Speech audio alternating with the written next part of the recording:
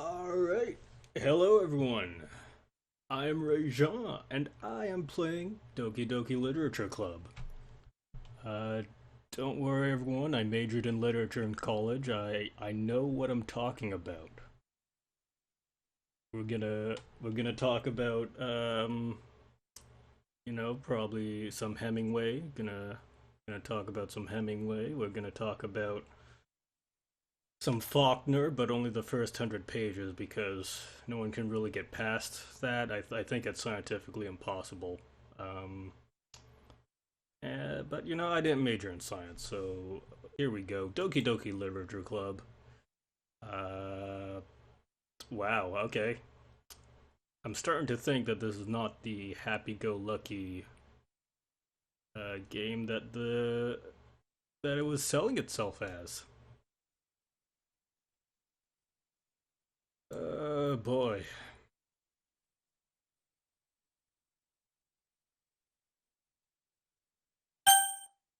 There's no way to disagree, so I agree. Alright. And everything in the same color.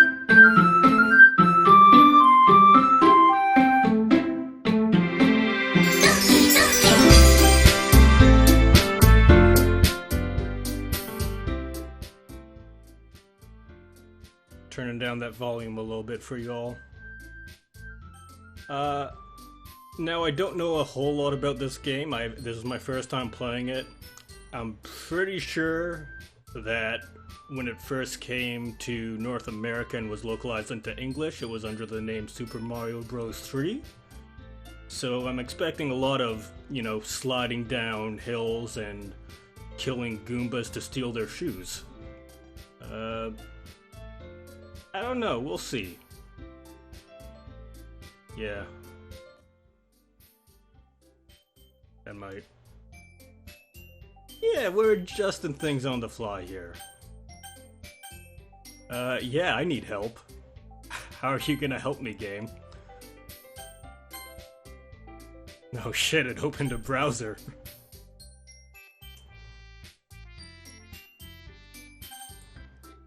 Alright, let's, new game. My name is... you don't accept ex-ante goose? What bullshit. If it doesn't accept ex-ante goose, then my name's gonna be Mike.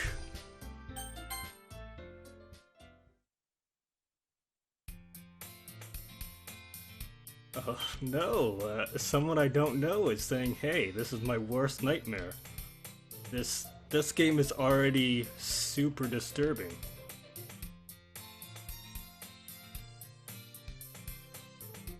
I... God. My social anxiety is creeping up already.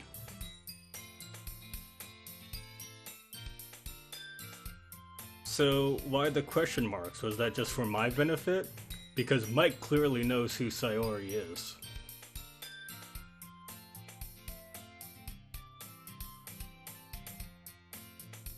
Okay.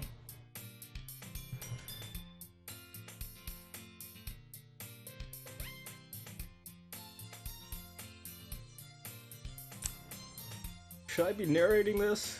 We used to walk around school together on days like this, but starting around high school, she would oversleep more and more frequently, and I would get tired of waking up.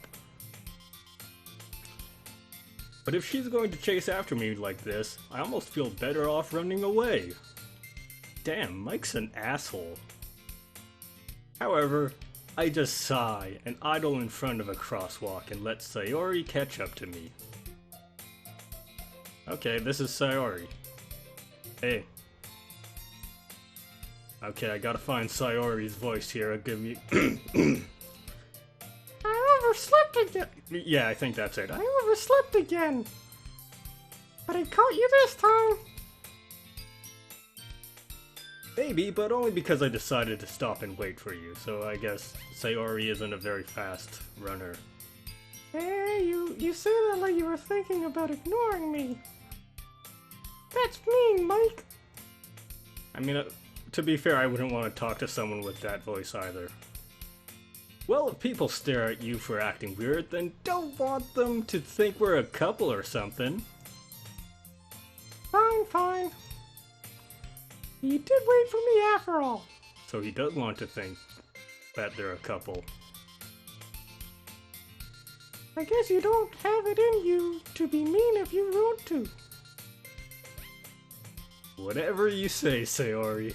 Whatever you say. Hee hee hee. Okay, they crossed the street together. Good for them.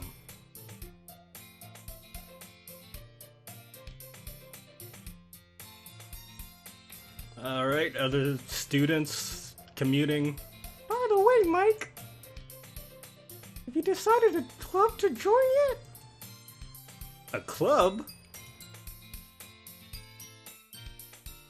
I told you already, I'm not really interested in joining any clubs. I'm gonna be playing for like 3 hours. I don't know how long the voices will keep up, but yeah, we'll see.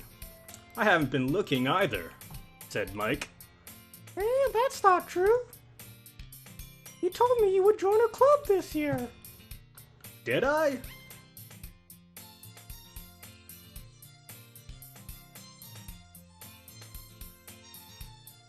God damn, Mike's an asshole.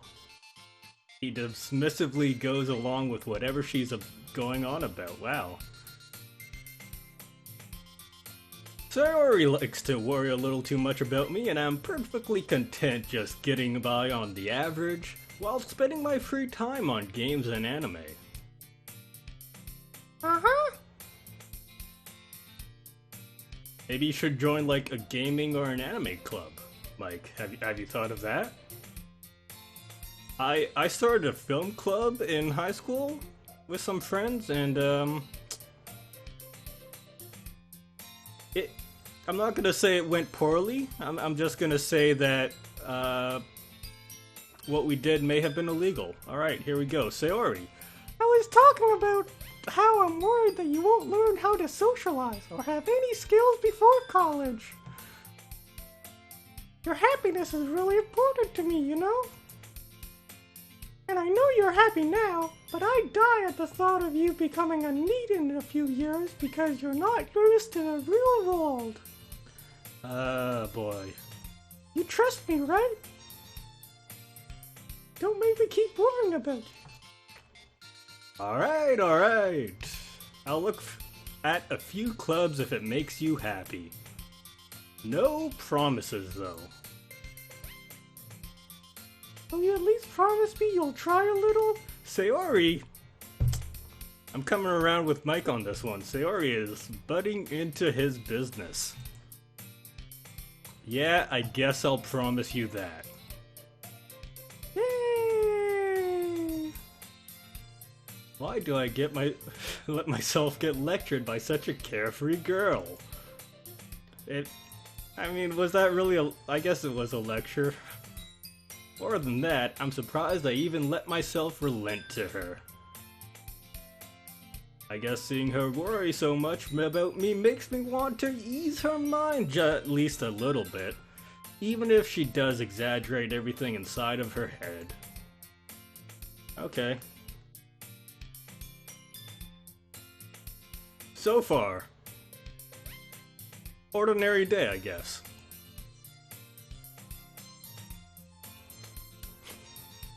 That's Mike, staring blankly at a wall.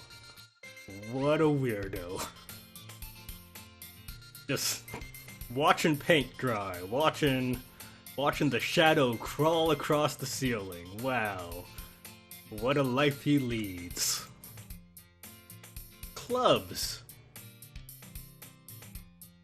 Yeah, we know Mike. We know Sayori wants you to check out some clubs. I guess I have no choice, etc., etc. Type into a friend here.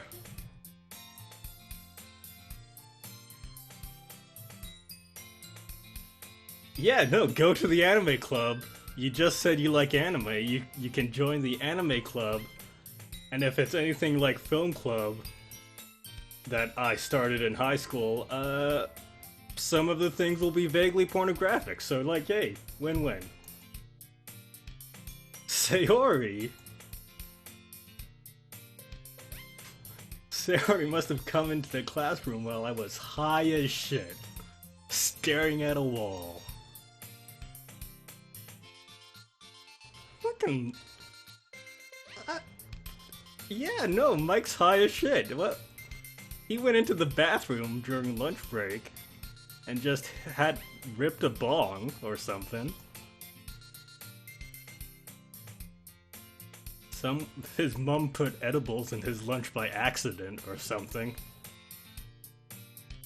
Did I ever tell you about the time that happened? Never mind. No, I already told you about Film Club. That's too much information. I thought I'd catch you coming out of the classroom, but I saw you just sitting here and spacing out, so I came in. Honestly, you're even worse than me sometimes.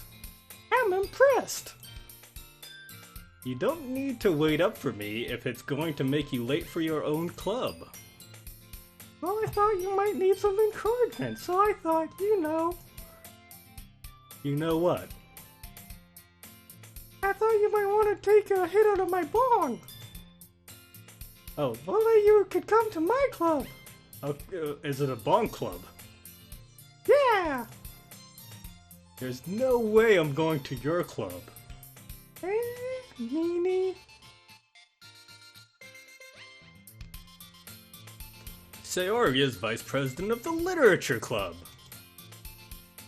Not that I was even aware she had any interest in literature. In fact, I'm 99% sure she did it because she thought it would be fun to help start a new club. That's kind of why I started the film club. She was the first to show interest after the one who proposed the club. She inherited the title of vice president. That's how it works. Whoever gets there first just gets slotted in. Good for her. Mike is not literature type. He is not reading Hugh McLennan on a regular basis and being disappointed by the bad endings. Yeah, I'm going to the anime club. Come on, please. Why do you care so much anyways? Well, I kind of told the club yesterday I would bring in a new member. And Natsuki made cupcakes and everything. Don't make promises you can't keep. Mike, we all know you're whipped. We all know that you have no spine. You're gonna go to the literature club. Why are you pretending otherwise?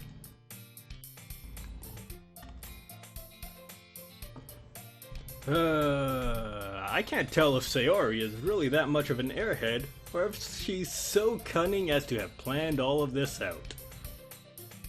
I let out a long sigh. Fine, I'll stop by for a cupcake, okay? Yes, let's go! Little does Mike know that all the cupcakes have the names of authors on them in frosting, and you have to quote one of their books to actually get the cupcake. So, you know, he's not gonna get a cupcake. That's some like band shit right there. I was in band for a little bit. Not that I actually went, but I was the only tenor saxophone, so I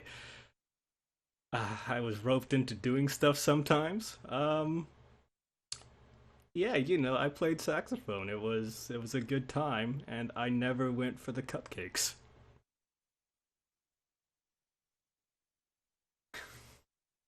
He sold his soul for a cupcake.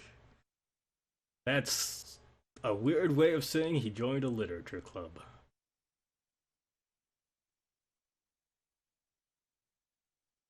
Third year classes and activities. Everyone, the new member is here!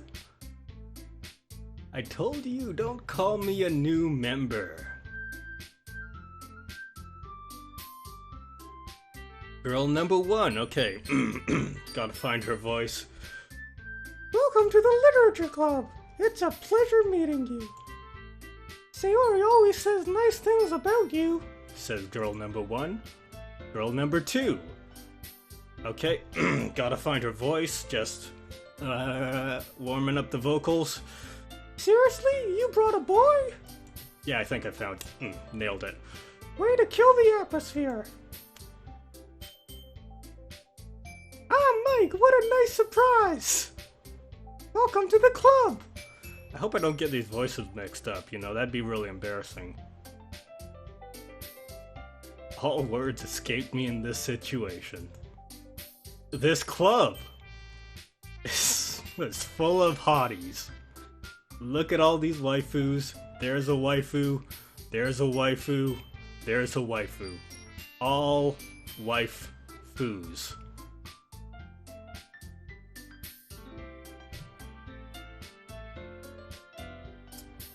What are you looking at? I'm looking at your face and thinking, oh, what a hottie.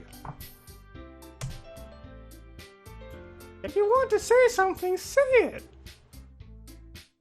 Sorry. Natsuki. Oh, her name is Natsuki. Wow, good for her.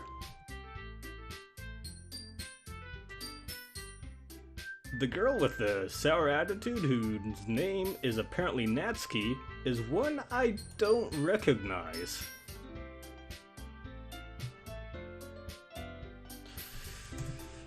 Her small figure makes me think she's probably a first year. God, what? How old is that? This should be like 14 then? What am I? God. 1990 something plus 2020. I'm like 30 or 40 years old. I'm too old to be playing this game, I think. She is also the one who made cupcakes, according to Sayori. You can just ignore her when she gets moody. Sayori says quietly into my... See, I can't read the lines if you're gonna give me the stage directions after the dialogue. That doesn't work. I forget the line, so I'm not gonna repeat it though. Anyways, this is Natsuki, always full of energy. And this is Yuri, the smartest of the club. Don't say things like that, says Yuri. Her voice changed. Aw, she's all blushy.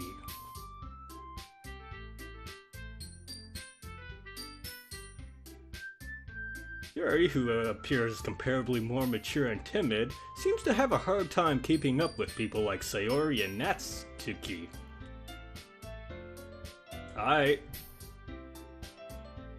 Well, nice to meet you both.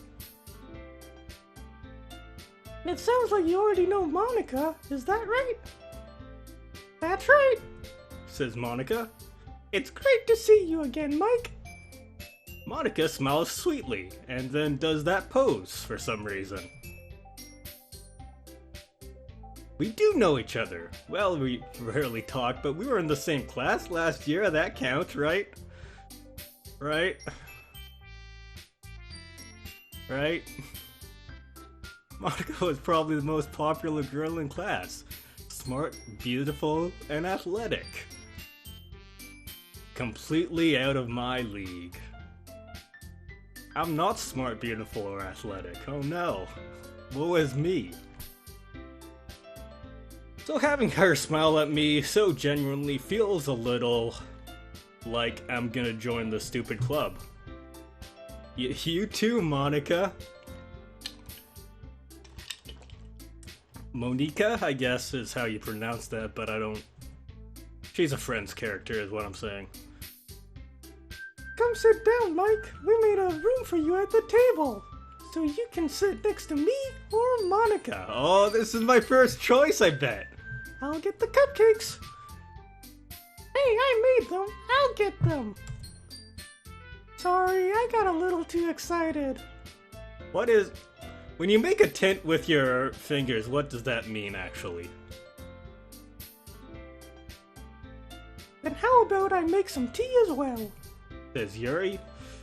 The girls have a few desks arranged in the form of a table. Okay.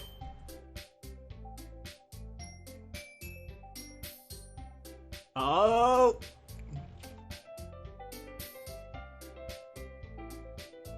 I take a seat next to... Oh, I don't get to choose. What kind of game is this? A bullshit one, that's what. This fucking game. Okay, are you ready? Ta-da! Also, how do you know it was Sayori's seat? Didn't she go get tea or something? Whoa!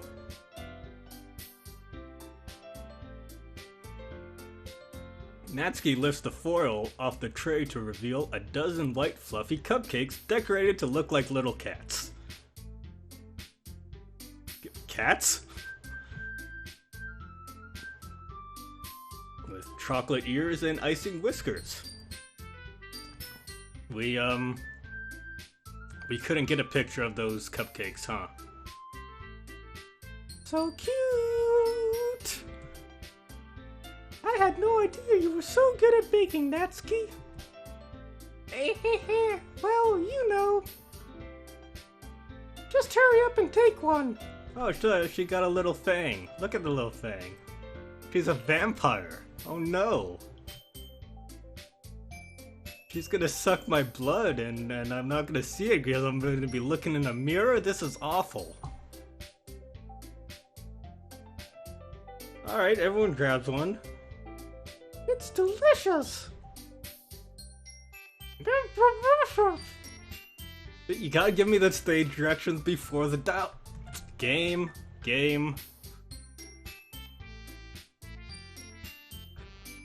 He's looking for the best angle to take a bite. He is high as shit right now. And these cupcakes are probably edibles. They're not gonna help you, dude. Natsuki is quiet. A hush goes over the room as I look for the best angle to eat this cupcake.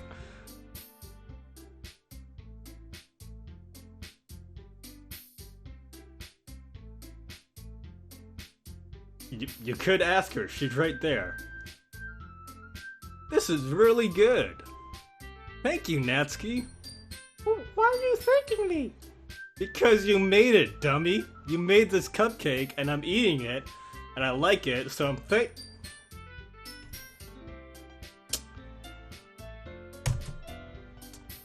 Haven't I heard this somewhere before? Whatever. I didn't make them for you or anything. Yes, you did. This is explicitly a welcoming party for me, a potential new member of the club, and you made cupcakes. Whatever. Yeah, see, Mike? We're on the same page here, eh? I thought you technically did, Sayori said. Well, maybe.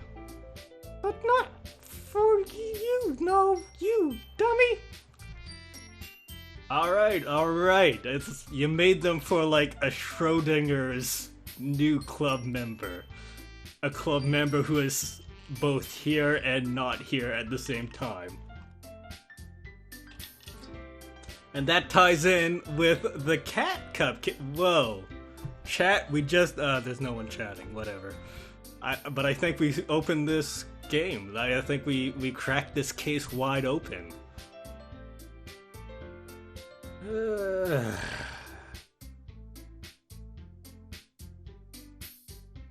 Yuri returns to the table carrying a tea set. She carefully places a teacup in front of everyone. You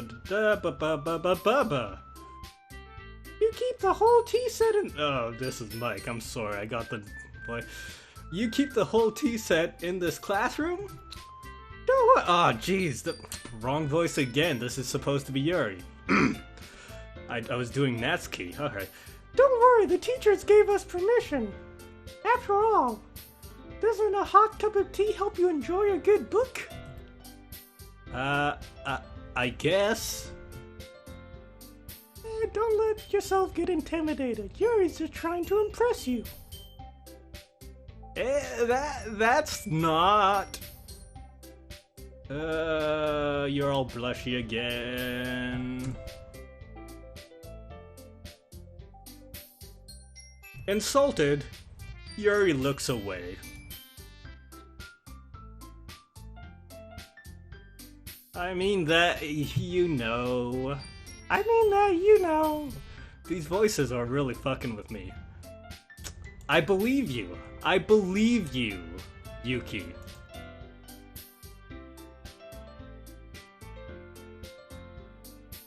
Well, tea and raiding might not be a pastime for me, but at least I enjoy tea.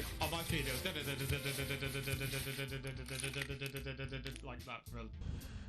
I'm glad. Yuri faintly smiles to herself in relief.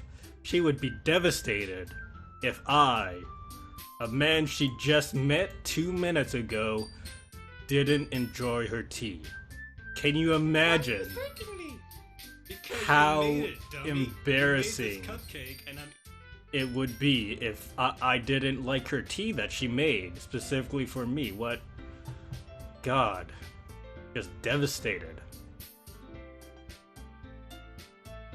Anyways, Monica's smiling at me. So, what made you consider the literature club? Do I get to make a choice? Do I get to make a choice? Just fucking making it. Mike, you have too much autonomy. I don't like this.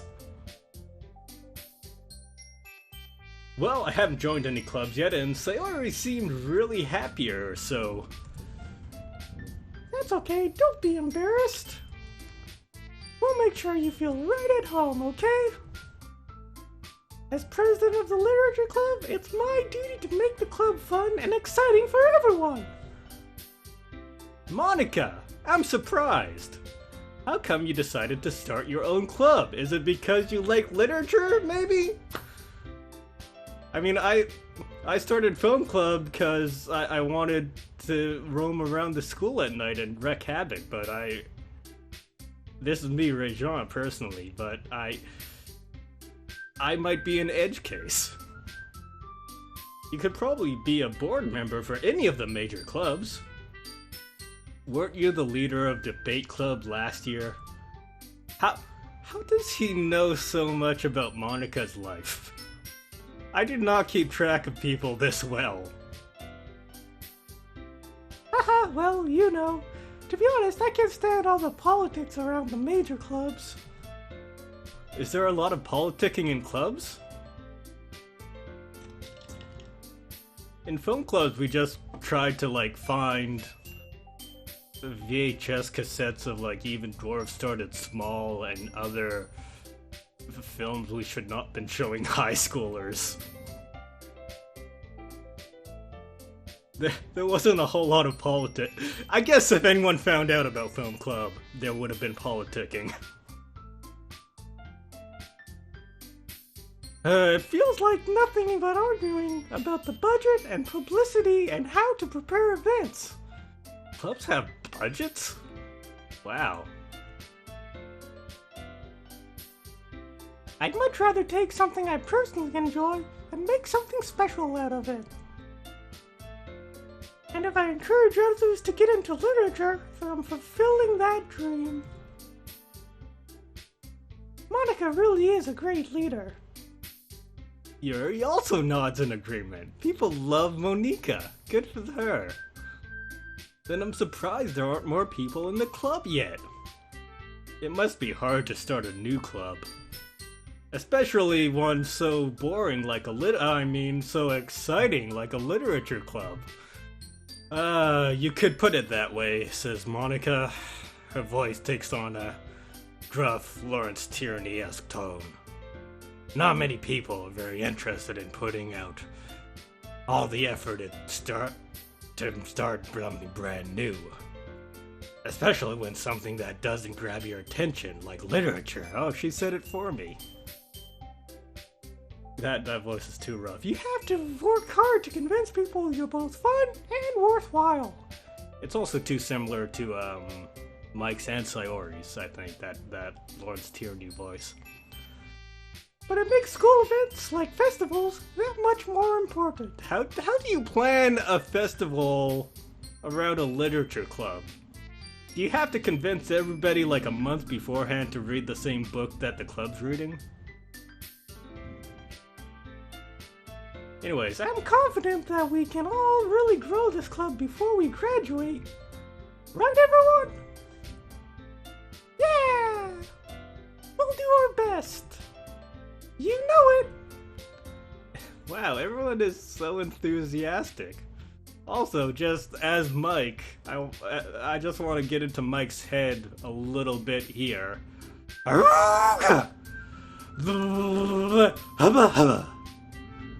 at all of them. I would have joined this club in high school. Such different girls, all interested in the same girl.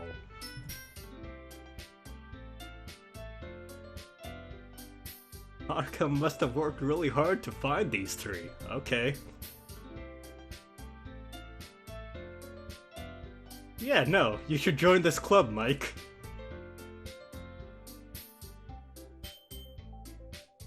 So, Mike! What kind of things do you like to read? Well, considering how little I've read these past few years, I don't really have a good way of answering that. Manga? I muttered quietly to myself, half joking.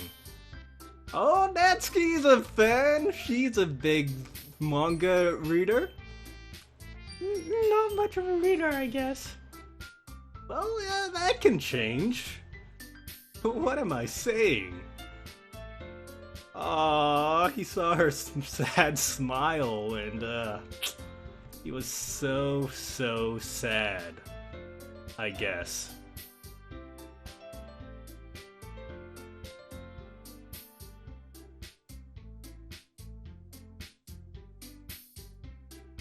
Anyways, what about you, Yuri?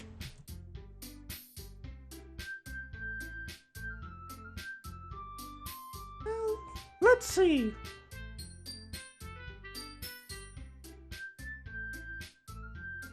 I'm getting word that the recording might not be going right.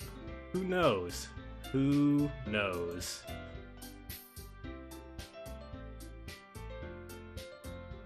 Alright. I'm gonna try restarting this stream real quick.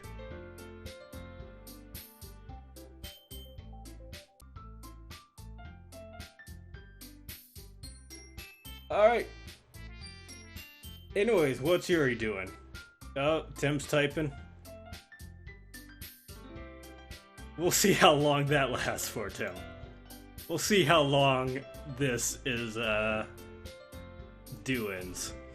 Also, I got stream chat up if you just want to type in there. Like, I'm not really checking Discord that much. Alright. My favorites are usually novels that build deep and complex fantasy worlds. Oh, you know, in college, I took a class on Lord of the Rings. And amazingly, they did not make us read a single word of the Silmarillion, so thank God. The professor was like, no, I'm not a monster. You don't have to read the Silmarillion.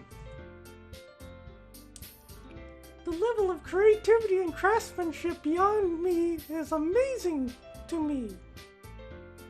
And telling a good story in such a foreign world is equally impressive. Yeah, she loves this. Wow.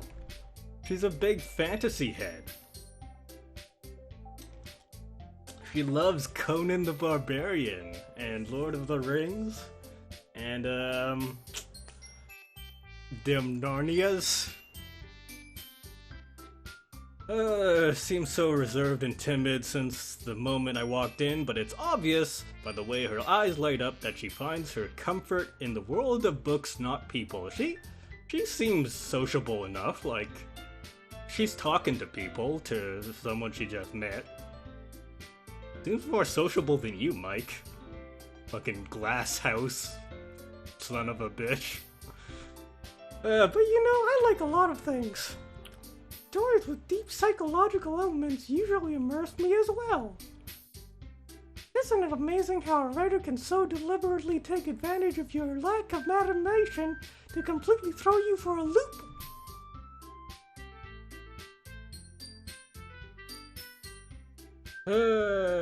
Anyways, I've been reading a lot of horror lately.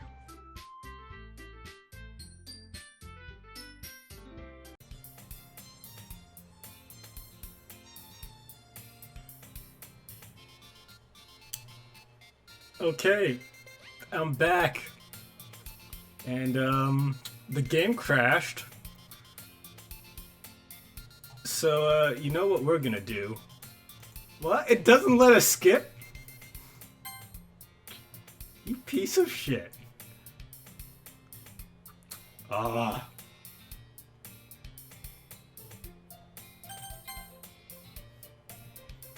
Thanks, game. Yeah, we'll just have to do this all again. I hope I didn't forget any of the voices.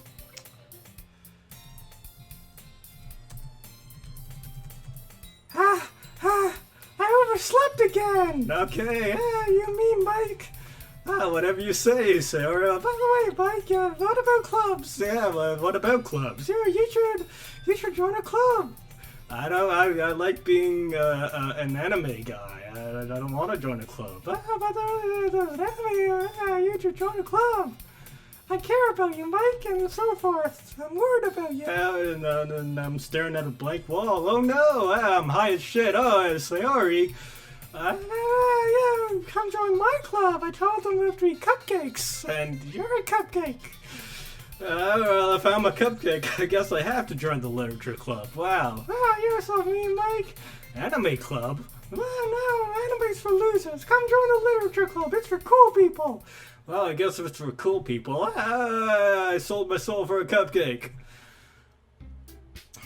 Don't call me a new member. Glancing around the room. Welcome to the literature club. Seriously, you brought a boy? Mike, what a nice surprise. Welcome to the club. Words escape me. This club. Aruga! Hubba hubba.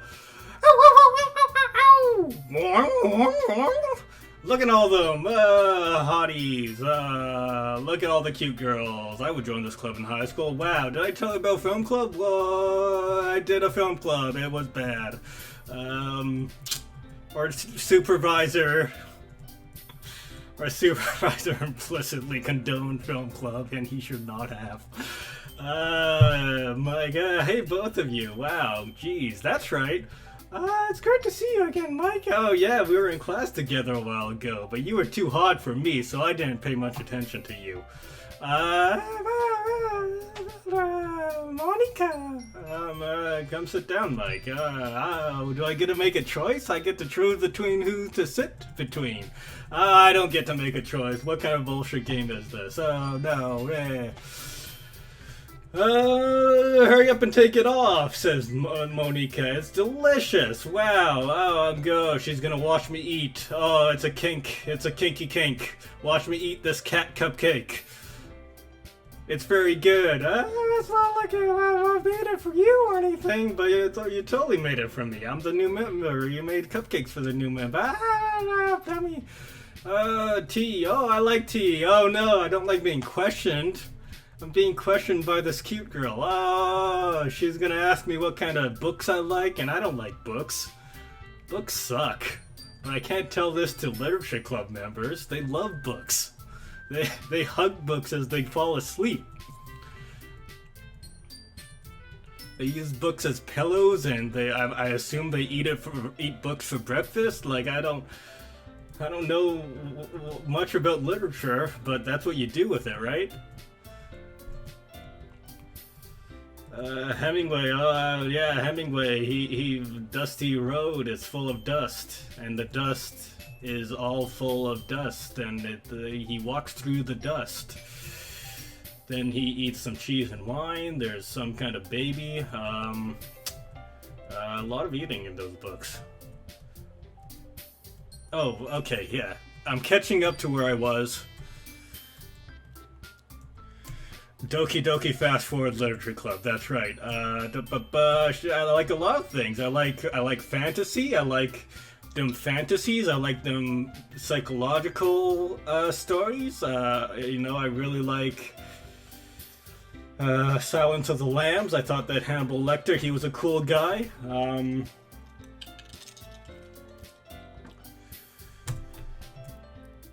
Okay, I'm coming up.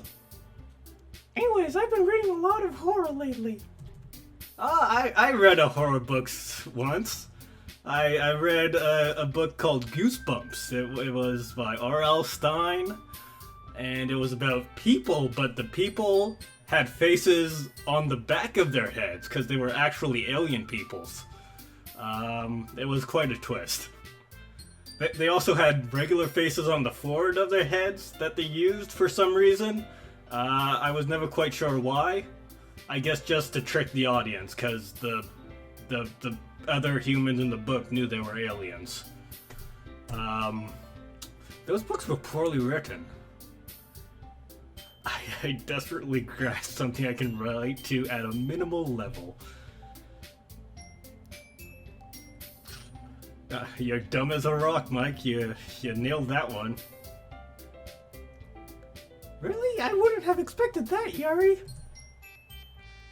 For someone as gentle as you. I guess you could say that.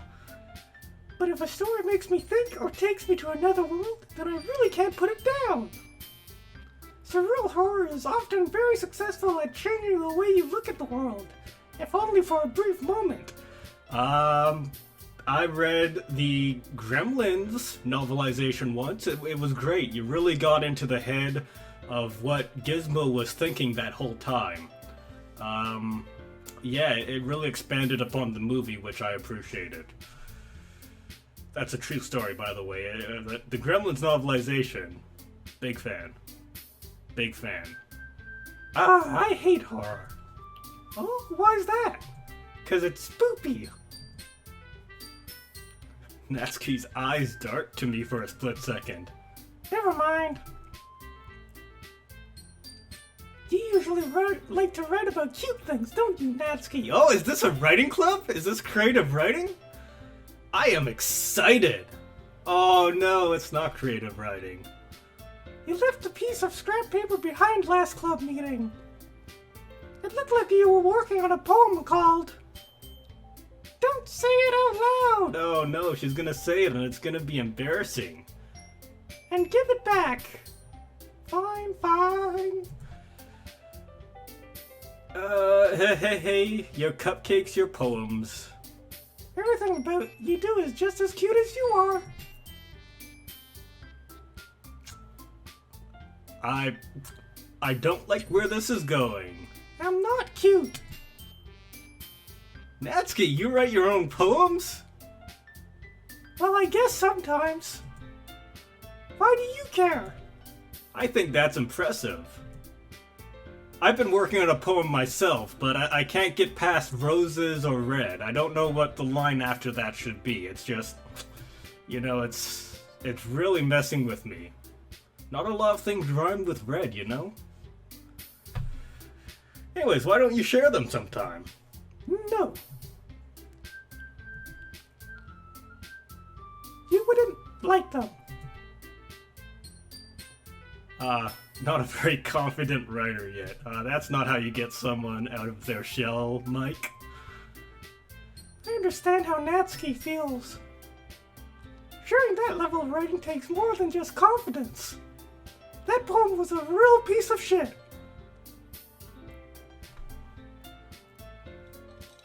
She rhymes dog with dog. It doesn't work.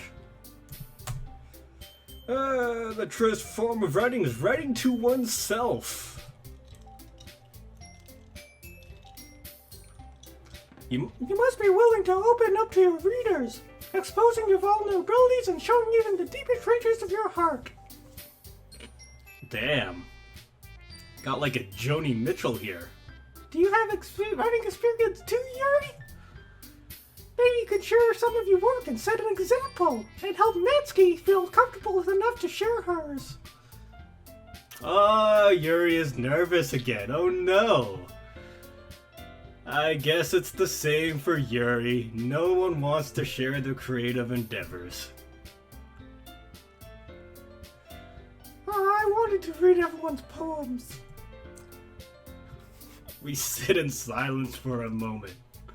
We just sit in complete silence, eating cupcakes, drinking tea, not saying a fucking word. God, this is how clubs usually go, don't they?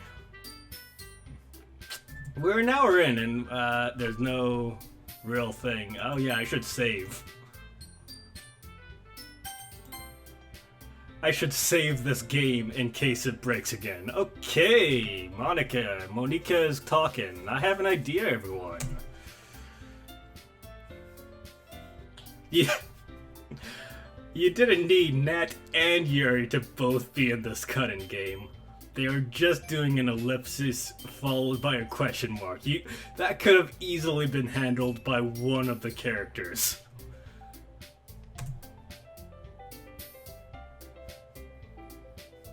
Does the club president usually not have ideas?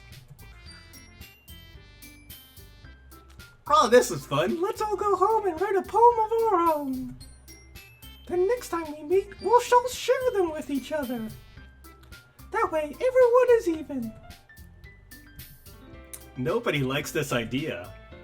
Yeah, let's do it! Sayori, yeah, fuck yeah, Sayori. Sayori, you're good. You're a good person. I like Sayori. Yeah, Sayori, let's do it.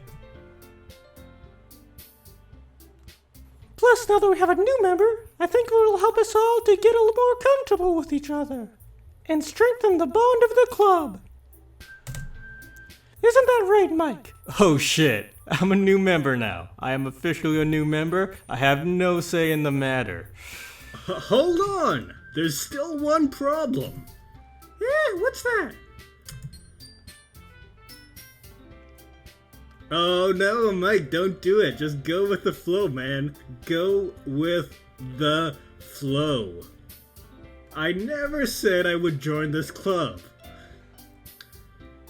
Mike, you should have looked at the cupcake more closely. The cat's nose? Actually a legally binding document.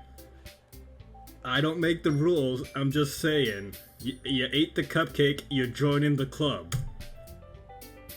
Sayori, you may have convinced me to stop by, but I never made any decision.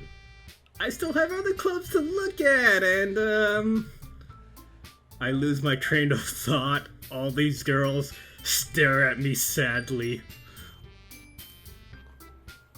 Oh no, I got sad blue eyes and sad purple eyes.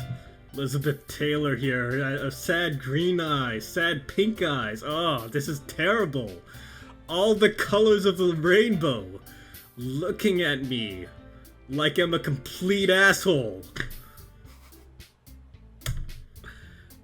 But I'm sorry, I thought. Mike, you all. I'm defenseless against these girls. Mike, buddy, you made your bed. How am I supposed to make a clear-headed decision when it's like this? If writing poems is the price I need to pay in order to spend every day with these beautiful girls, you know, I hear this is how Jack Kerouac got his start. Oh boy. You know, I think Elliot wrote The Wasteland because he was in this exact situation, really. T.S. Eliot going to Japanese high school. He had to start writing poems because he ate their cupcakes. It was a whole thing. Right. Okay, I've decided then. I'll join the literature club.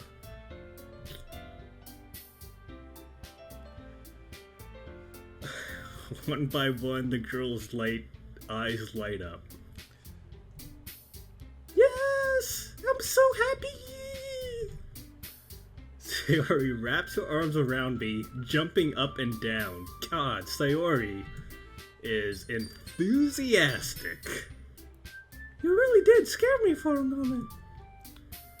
If you really just came for the cupcakes, I would be super pissed. Then that makes it official. Welcome to the Literature Club. Thanks, I guess. I gotta write a poem now. Okay, everyone. I think with that we can officially end today's meeting on a good note. That was the whole meeting? Cupcakes and then, like, homework? Alright, great. Everyone, remember tonight's assignment. Write a poem to bring to the next meeting so we can all share. Monica looks at me once more. Mike, I look forward to seeing how you express yourself. Yeah. Can I really impress the class star Monica with my mediocre writing skills? I already feel the anxiety welling up inside me.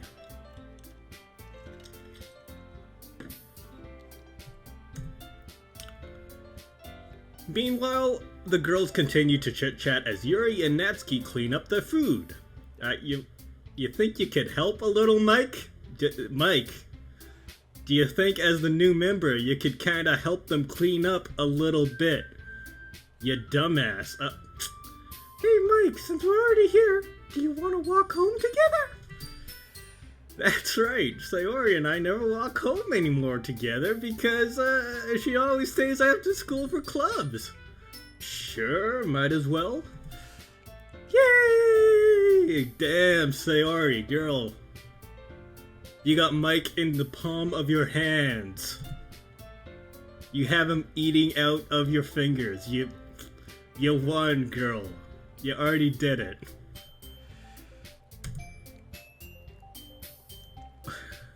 Your mind wanders back and forth between the fur girls. Sayori, Natsuki, Yuri, and of course, Monica. Will I really be happy spending every afternoon in school, every day after school in a literature club? Perhaps I'll have a chance to grow closer to one of these girls. Alright. I'll just need to make the most of circumstances. Yeah, write a poem about how hot you are for all these girls. Just... Oh.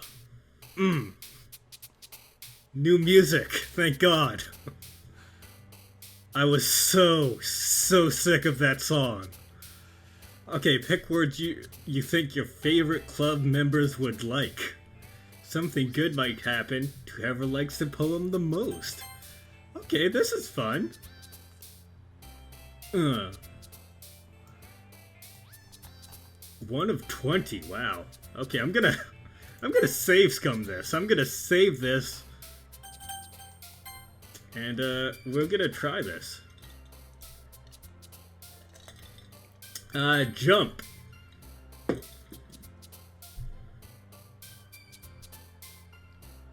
It's a jump party, everyone. Oh, is this indicating who will like it? Jump party for the bunnies. Oh, I got both these girls now. It's a jump party for the bunnies. Doki Doki. Jumpy. Jumpy Dream.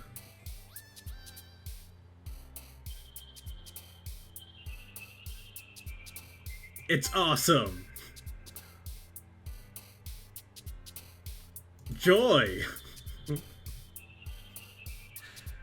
The bunny family.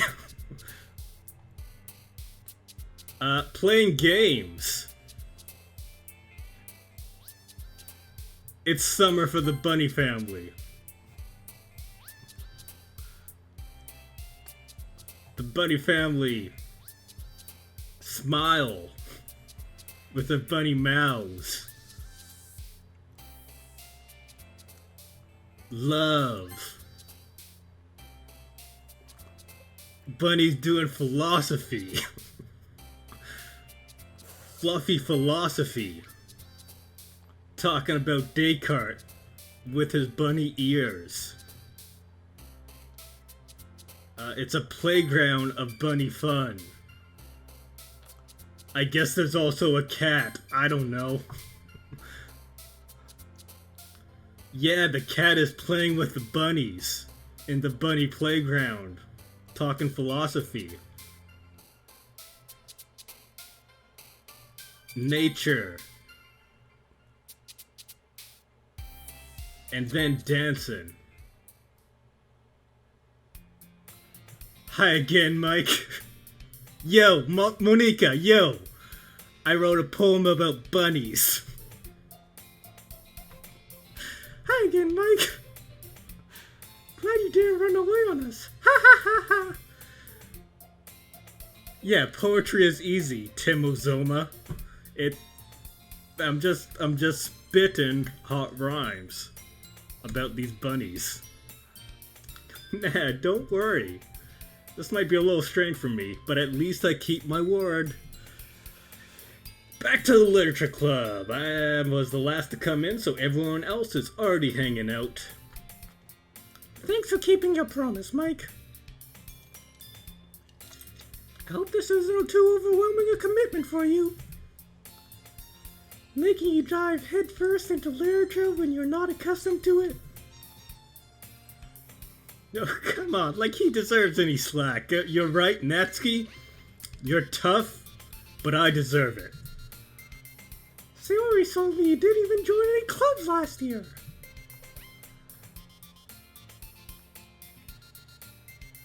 And last year too. I just don't know if you just plan to come here and hang out or what. But if you don't take it seriously, then you won't see the end of it. Yeah, Natsuki is. Yeah, hey, I deserve it. I deserve skepticism. My prior actions have shown me to be unreliable, I'll admit it. Natsuki, you certainly have a big mouth for someone who keeps her manga collection in the club room? Shit! Natsuki! Let's read some comic books, Natsuki.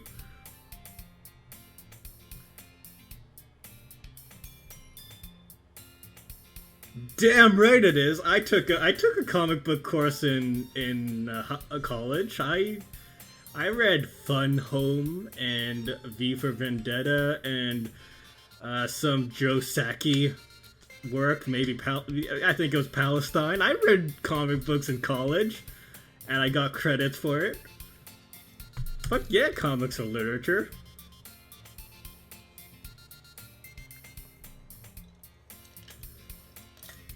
Don't worry, guys. Mike always gives it his best as long as he's having fun. He helped me with busy work without me even asking. Like cooking, cleaning my room. How dependable. Sayori, that's because your room is so messy it's distracting. And you almost set your house on fire once. That seems like a story, Mike. Is that so? I like to think that the house fire was from the messing room and not the cooking. Just her room was so messy it spontaneously combusted. Spitting bars about bunnies. I'm so excited for how this bunny poem is gonna be received. You two really are good friends, aren't you? I might be a little jealous. I don't have any friends. Yeah, Sayori! You just want Mike to be friends with everyone. God. Sayori's so good. Sayori? Hmm? Ellipses. As usual, Sayori seems oblivious to the weird situation she put me into, saying I should be friends with someone I'm in a club with. Wow, how embarrassing. I like to think I was friends with everyone in film club. Although then I brought straw dogs and that might have strained some friendships. Don't show high schoolers straw dogs. Oh, Yuri even brought you something today, you know? Wait, Sayori. Hey, me? Is it cupcakes again? I hope it's cupcakes. It's really nothing. What is it? Never mind. Oh, she's so embarrassed. Yeah, no big deal. What do I do? I'm sorry, Yuri. I just wasn't thinking. I don't think Sayori is doing anything wrong here. I guess it means it's up to me to rescue the situation. Me, Mike, the master of delicate tact. The social butterfly that I am. The charismatic dynamo, Mike. Hey, don't worry about it. Fucking smooth, Mike. Fucking smooth. First of all, I wasn't expecting anything in the first place. Creeper asks, yo, what day are you at? This should be the first day of literature club. I just composed my first poem. It's about bunnies. I have no idea what this game is about. Okay, the most I know about this game, and I'm not 100% sure, but I think that this game was localized as Mario Bros. 3 when it first came to English. So I'm expecting, a lot of sliding and jumping on Goombas to steal their shoes. Not a lot of that has happened so far. It's mostly been typing and stuff. I composed a poem about bunnies, like I said, so it's going well. So, any nice gesture from you is a pleasant surprise. It'll make me happy no matter what. Is that so? I won't make a big deal out of it if you don't want it to be. Alright. Oh, she's getting me something. She's pulling out of books. Didn't want me to feel left out.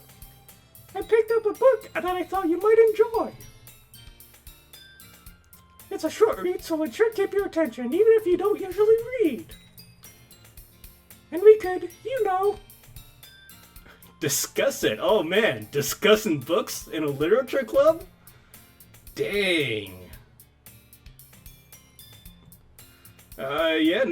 Mike likes Yuri a lot. He thinks she's cute.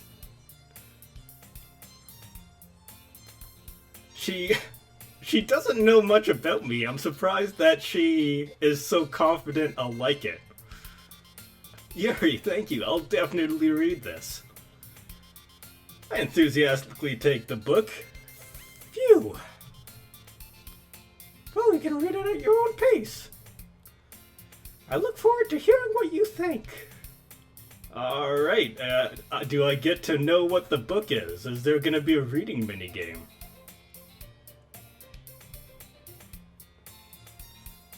Oh no, the club classroom is it's in disarray. They're just having independent conversations.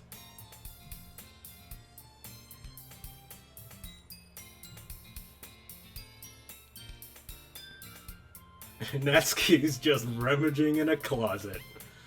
Looking for bleach or something, I don't know. Oh, so we're not gonna read poems?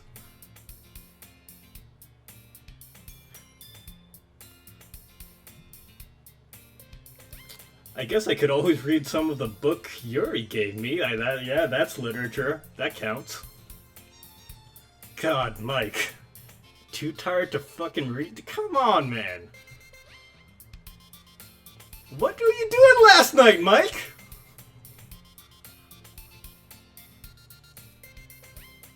So you're too tired to read, so you're just gonna eavesdrop? Come on, Mike, you're better than this. We're probably gonna seem really lame compared to all the other clubs, though. Well, we can't give up. How do you showcase a literature club at a festival? Do you hand out essays? What are you gonna do?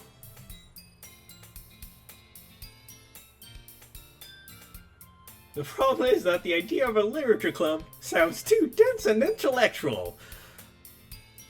Maybe instead of calling it literature, we could just call it like book learnings. We could call it the Book Learnings Club and just do that. We just need a way of showing that to everyone. Something that speaks to their creative minds. Creative minds, okay. You could write your own poems and say them at people.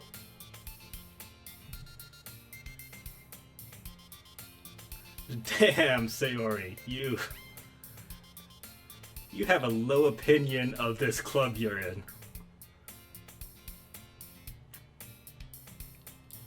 How to get people to show up in the first place? You could hand out free cupcakes. That's how you got Mike to join. Just hand out free cupcakes and people will come running.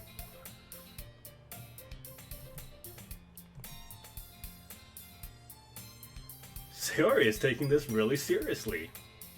It's rare to hear her deliberating like this. She is the most proactive person in this club. She is the only one to get a new member to come join it. Like, all these other members of this club are sitting on their butts doing nothing. Sayori's going outside making things happen. Good for her. She's the best. Yeah, see? Monica's doing it. She's saying cupcakes. Yeah, Sayori! Great fucking minds.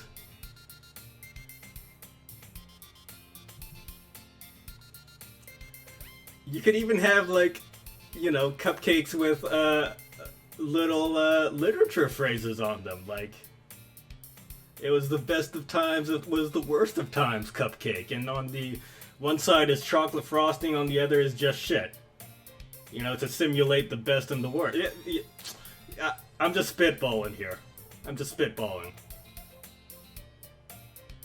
Natsuki makes the best cupcakes. Yeah, no, they look like cats.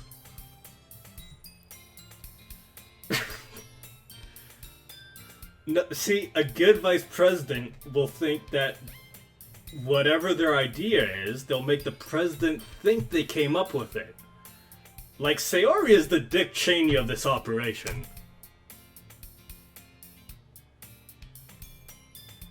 Cupcakes speak to her creative tummy. I love this girl. Alright, cupcakes it is. I'm hungry.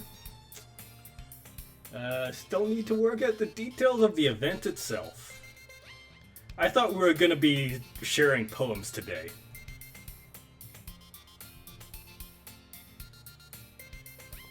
Oh, the unexpected reason I admire her.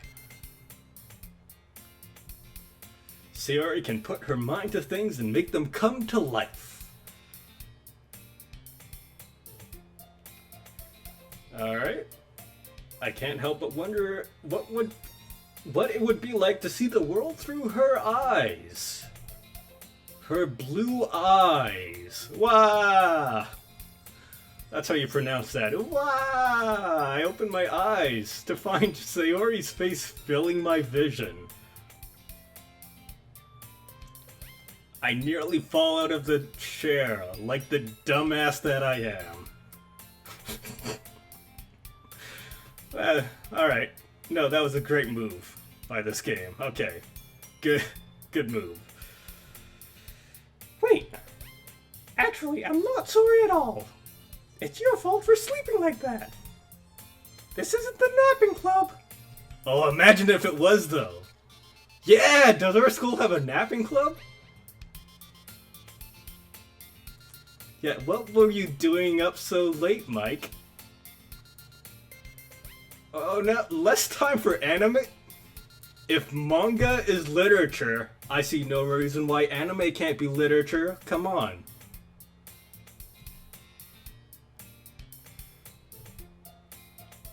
Don't say that so loud. I'm ashamed of watching cartoons.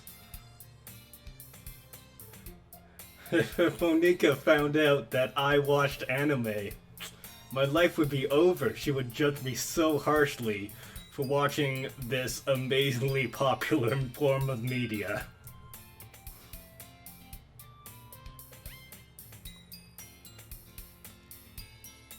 God, if Monica found out that I like drinking water, I don't know what I would do with myself. I would just faint on the spot. It's true though, yeah. I know. You're always looking out for me, Sayori. Hee hee hee. It's what I do best. That's a problem. Good for Sayori. Keep this Mike person in line. He's an unscrupulous figure. Anyways, what about you? You look out for me better than you look out for yourself. You're still oversleeping every day, aren't you? Yeah, not every day. That's not very convincing. How many days this past week have you gotten up on time? That's a secret. I knew it. I mean, she doesn't show up late for class. Like, that's whatever. Benefit of the doubt. I can't even do that. Look, Sayori, it's written all over you. Sayori glances around at herself. How is it written all over me? You were clearly in a rush this morning. Look, your hair is sticking out all over here. Okay. I run my fingertips down the side of Sayori's hair, trying to straighten it up. Man, you really need a brush for this. Mike, you fucking dumbass. My hair is just really hard to get right. I won't fall for that. Her hair is just big boned or something, I don't know. There's more than just her hair. Look, your bow isn't straight either. Yeah, look at this bow. It's not straight, I guess. And there's a toothpaste stain on your collar. I don't think they actually put that in the model, but, you know, I take your word for it, Mike. I spit on my hand and shove it into Sayori's face. But no one would ever notice that. Of course they would. Nobody's gonna tell you about it because they don't want to embarrass you. Embarrass you for brushing your teeth. Fortunately, I don't really care about that. I'm happy embarrassing you. He is a meanie, Sayori. He is a meanie. And you don't even keep your blazer buttoned up. Seriously, Sayori, why do you think you don't have a boyfriend yet? Mike, I think that's more of a you problem than a Sayori problem. You fucking dimwit. You dim bulb of a person. I just think you are not the sharpest knife in the drawer, Mike. That's super mean. Sorry, but you'll thank me later when you have a boyfriend.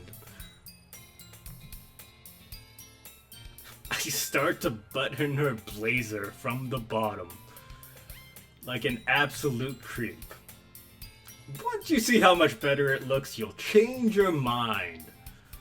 Trust me, I'm Mike, the charismatic dynamo who knows everything about fashion. I am a fashion connoisseur. I wear nothing but the latest couture. I got you, Sayori.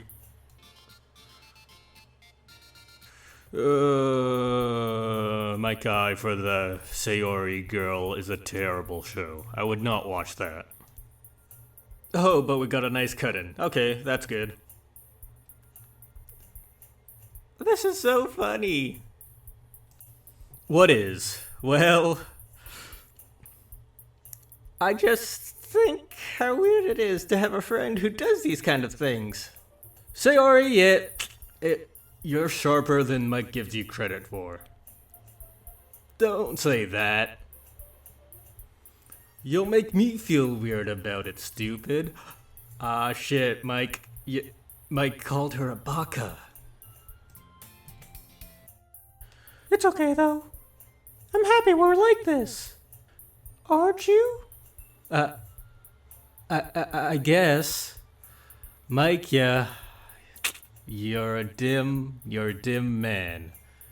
You're not quite all there. Your elevator does not reach the top floor, my friend. Hey, be careful. The button might come off. Why is this one so hard to close? I struggled to fully close the button near her chest. Mike, does this thing even fit you properly? It did when I bought it. Lisai.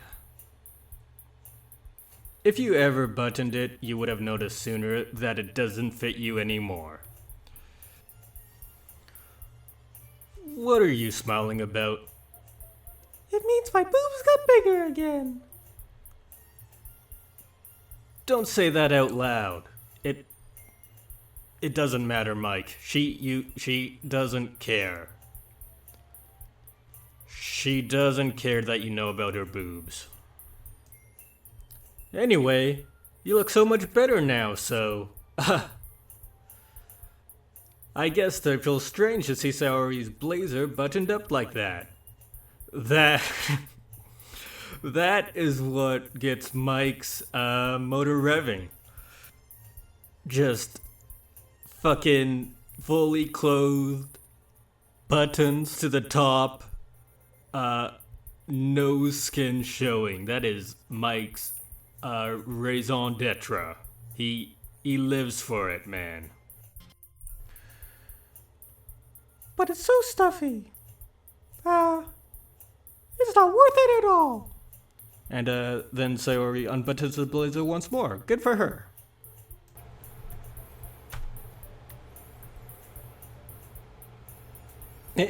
In this model, it doesn't even look like her blazers go that high up, but I don't know. That's so much better. Sayori puts her arms up and twirls around. So if I keep it unbuttoned, then I won't get a boyfriend, right? What kind of logic is that? And why are you saying it like it's a good thing? Mike, maybe she's not interested in boys. Because if I had a boyfriend, then he wouldn't let me do things like this. And you... Oh, Sayori... Yes, a man of culture. Sayori, you might be thinking you're laying it on a little thick. I'm gonna tell you right now, you have to lay it on way thicker. Like, you have to be the first to make a move here. Mike has the brain of an amoeba. He has the emotional intelligence of, like...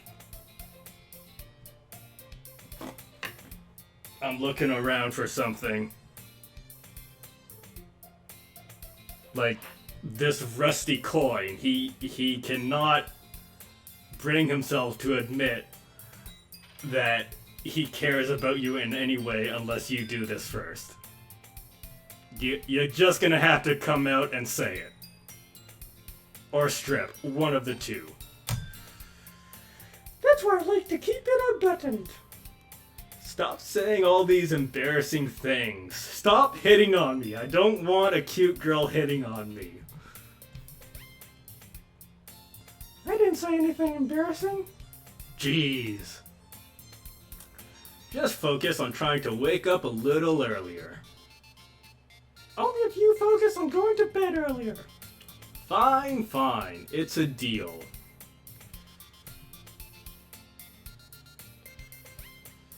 I guess we really are better at taking care of each other than we are of taking care of ourselves. No shit.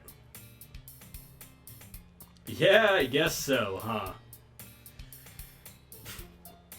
Oh, Sayori. This was her master plan. She intentionally woke up late for the past 3 years just for this moment. Well played, Sayori. You're a chess master.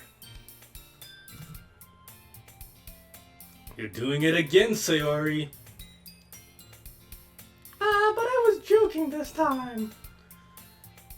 It's impossible to tell with you sometimes. People say that about me, that it's impossible to tell if I'm joking. I don't believe them. I think I'm always being serious. Okay, everyone. Eh? Monika suddenly calls out. Oh, poem time! So excited for poem time! Yeah, it's poem time! Mike! I can't wait to read yours. Yes, same. I can't wait to read mine either. I mean yours. No, I didn't just steal this poem off the internet. Whoops. I failed to sound enthusiastic, but Sayori still trots away to retrieve her poem. By the way, did you remember to write a poem last night? Did I remember to do the one thing that I had to do last night? I can see why you're asking that question. But amazingly, yes, I wrote a poem. I can't believe I agreed to do something so embarrassing.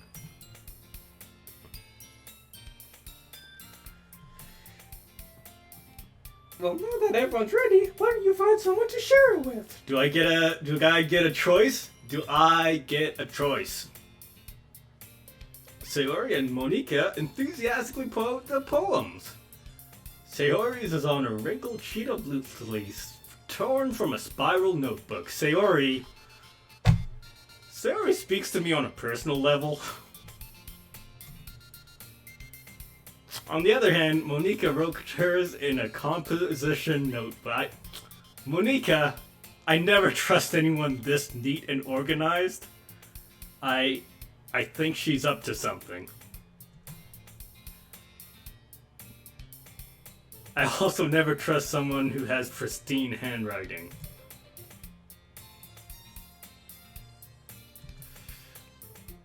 I do the same myself. We all get our poems. Yeah. Does chat have an opinion on this? I can wait like 30 seconds to see if chat wants to chime in here. I think there's a couple people.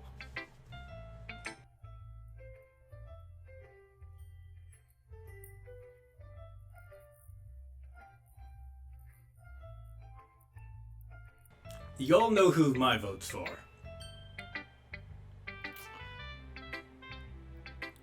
People are decidedly neutral on the topic. It is a fast race to the middle here. No strong feelings either way. Alright. Sayori it is. My heart tells me to stop playing this game before I get put on some kind of watch list, but I'm here and I'm gonna have to check Sayori. I am definitely most comfortable sharing with Sayori first. She's my good friend after all. Seemingly my only friend. She may be a figment of my imagination. Who knows? Oh my goodness! Yo, Sayori likes my poem! That's great. Yeah? I love it! She had no idea I was such a good writer. She underestimated me, this Sayori. You must be seriously overreacting. No, Mike, all those years watching anime made you the perfect poemist. Yet, you write poems like no one else. I'm not a good writer at all. I honestly have no idea what I'm doing. You're an idiot savant, Mike. Just accept it. Well, maybe that's why. Because I have no idea what I like either. Jeez. I'm sure Yuri's opinion has to be a little more constructive than that. Don't dismiss Sayori's opinion. Come on. This is an appeal to authority, Mike. You're appealing to Yuri just because she is the tallest, and it's a subconscious bias you're gonna have to deal with sometime. You can't just say, oh, she's tall, she must know what she's talking about all the time. Maybe even Natsuki's. Are you sure you don't like it just because I wrote it? Yeah.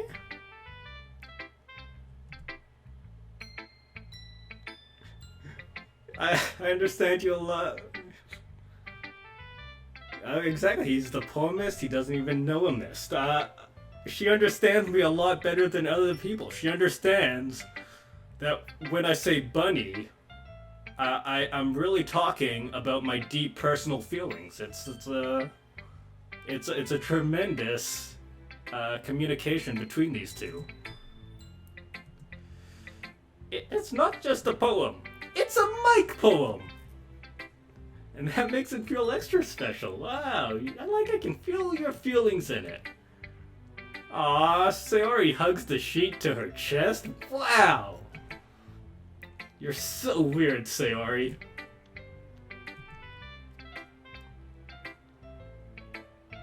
I'm really happy just that you wrote one. Aw, she's so happy I joined this club. I knew this was the right decision to make, even though I had no decision in the matter. Good for you, Mike. Of course I'm in this club. I joined this club, I ate the cupcake. He made a promise to that cupcake. He whispered in its sweet kitty cat chocolate ear, I'm gonna join this club. Just you wait, kitty cat cupcake. Nom nom. It's like I said before, Mike. Deep down, you're not selfish at all, you know? Trying new things just like this for other people, that's something only really good people do. Thanks, Sayori. Oh no, his full motive here is to hit on people. Then again, Sayori, you know, she would be the best wingman. Like, yeah, she's so enthusiastic, she could sell anyone on anything.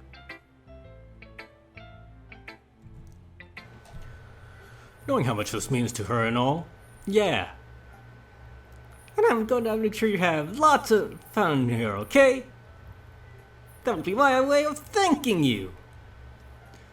Alright, I'm just going to hold you to that then. Yay, Sayori. Oh yeah, I get to read Sayori's poem. Don't worry, I'm really bad at this. Sayori, you gotta be more enthusiastic about yourself. You're enthusiastic about everything but yourself. You gotta change that, girl. We'll see about that. Alright. This is great. Dear sunshine, the way you glow through my blinds in the morning, it makes me feel like you missed me. Kissing my forehead to help me out of bed, making me rub the sleepy from my eyes. Are you asking me to come out and play? Are you trusting me to wish away a rainy day? I look above, the sky is blue. It's a secret, but I trust you too. If it wasn't for you, I could sleep forever. But I'm not mad. I want breakfast. I like that. I like that a lot, actually. Sayori, my dialogue window just turned pink, and I'm not sure what these new emotions it means. This is just a guess, but did you wait until this morning to write this? No! Just a little bit. You can't answer just a little bit to a yes or no question. I forgot to do it last night. Mike, you could have let this slide, you know. Yeah, Mike, don't be mean. She's trying her best. She's a sleepyhead.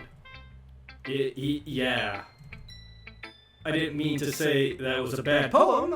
It came out nice, or how should I put it? It sounds just like you.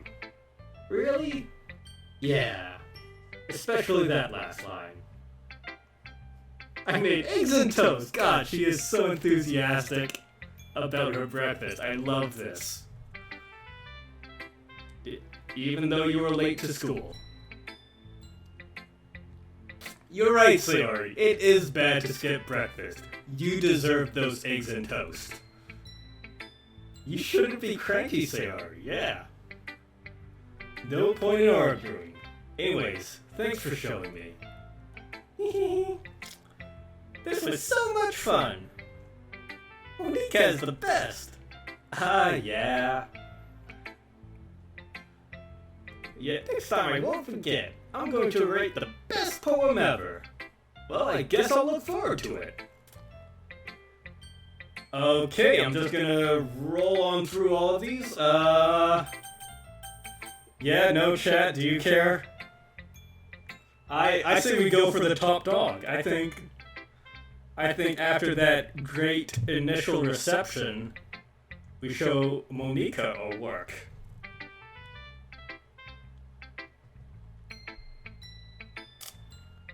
I think I'm too impatient for this. Yeah, straight to the top.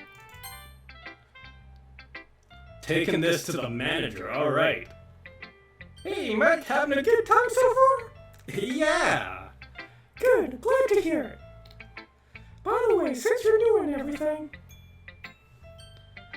if you ever have suggestions for the club, like new activities or things we can do better, I'm always listening. Don't be afraid to bring things up, okay?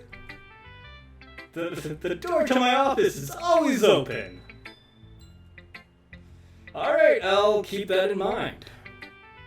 Of course, I'll be afraid to bring things up. I'm better off just going with the flow until I'm more settled in. Anyways, want to share your poem with me? It's kind of embarrassing, but I guess I have to. It's about bunnies. Don't worry, Mike. We're all a little embarrassed today, no? But it's that sort of barrier that we'll all learn to get past soon. Yeah, that's true. I hand Monica my poem. I like this one. It makes her think of something Sayori would like. Oh, well, yeah, she liked it. You and Sayori are really good friends, right? I wouldn't be surprised if we had those sort of things in common. Yeah, well, we may be good friends, but Sayori and I are actually really different. Well, that may be the case. But maybe there are also some similarities that you wouldn't expect. The way she talks about you. It sounds like the two of you really care for each other's well-being. Even if you show it in different ways, it ends up being more similar than you'd think. So I think it's just the vibe I get when reading your poem. You sure you're not reading into it too much? It could be. Oh my gosh, I sound like Yuri. But in any case, Sayori's writing. Yeah. I can tell that she likes exploring with emotions, like happiness and sadness. Who knew that someone so happy could enjoy sad things too? Yeah, that's totally unexpected. Well, to each their own. Don't be afraid to experiment. I'll end up trying different things a lot too. Okay, no, I want to read your poem. Give me your poem. Monica, give me your poem. I'd love to see you try new things. That's the best way to find some. Oh my god, this goes on and on.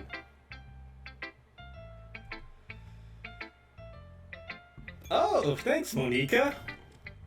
Help me find my style. Wow, that's inspiring, actually. Thank you. I'm not writing for them, I'm writing for me. Yeah.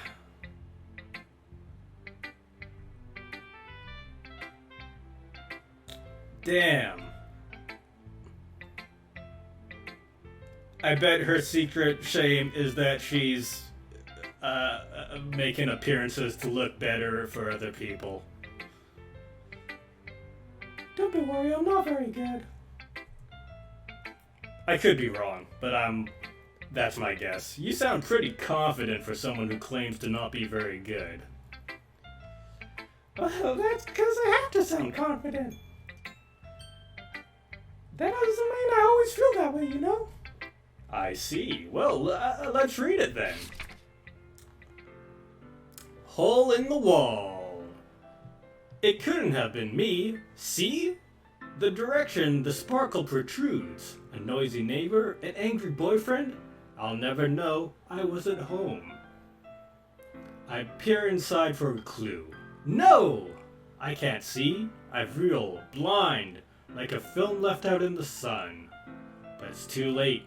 My retinas, already scorched with a permanent copy of the meaningless image. It's just a little hole. It wasn't too bright. It was too deep. Stretching forever into everything. A hole of infinite choices. I realized now that I wasn't looking in, I was looking out. And he, on the other side, was looking in. Okay.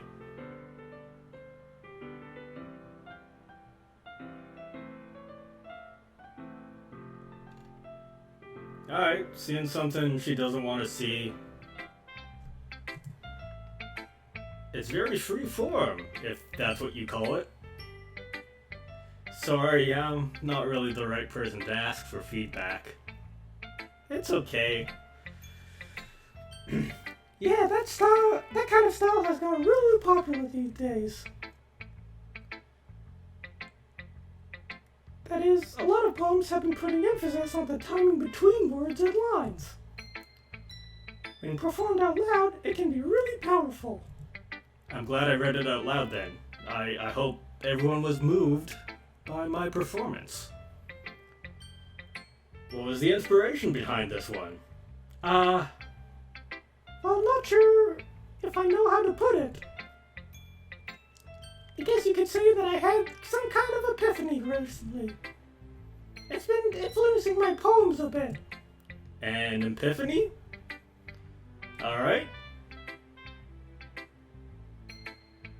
Yeah, I mean, you've only known me for like 2 days. I guess we had class together before that. Yeah, after everyone is better friends with each other, we can share our darkest secrets. Oh shit, a writing tip of the day, okay. Sometimes when you're new to writing a poem or story, your brain gets too fixated on a specific point. If you try so hard to make it perfect, then you'll never make any progress. Just force yourself to get something down on paper and tidy it up later. Okay.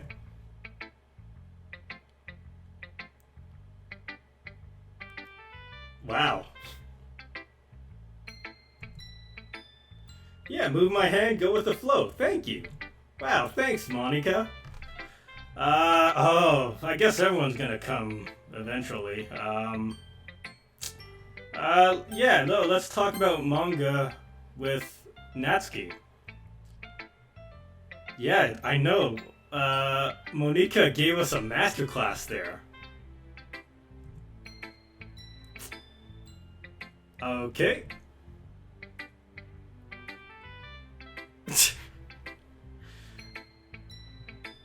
Thank you, Natsuki. I thrive for constructive criticism, and I haven't been getting it recently. First of all,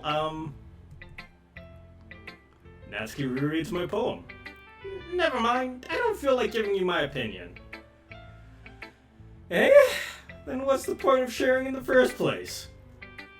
I wrote this when I could have been doing other things. In fact, remember how I said I wanted to read your poems? That's what I had in mind when writing this. I want to help you feel comfortable enough to share your poems. I did this all for you, and you should feel ashamed that you're not tearing my poem apart like the piece of garbage it is.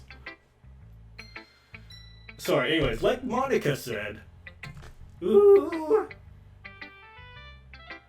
I'd be more comfortable sharing my poems if yours was really bad.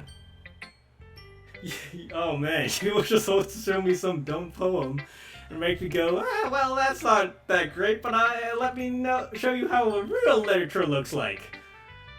But this poem about bunnies, it just speaks to me so much.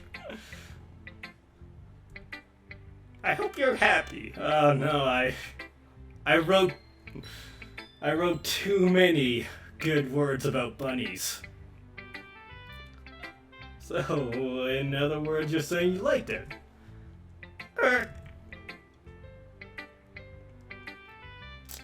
Yep. Whoa, you're so... You don't understand anything, do you? Am I gonna have to write like a really shitty poem to get Natsuki to open up to me? Like, is that the play here? Is the play just to be the worst poet imaginable?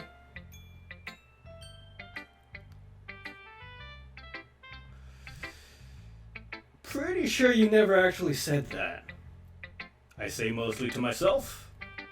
God, this is like me on Twitch. Yeah, I think Natsuki hates you, Mike. You should let this go.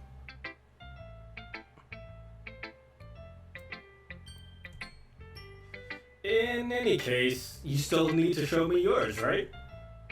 Grr, fine, I guess. Oh, is Monica that type of person? She'll make you if you don't?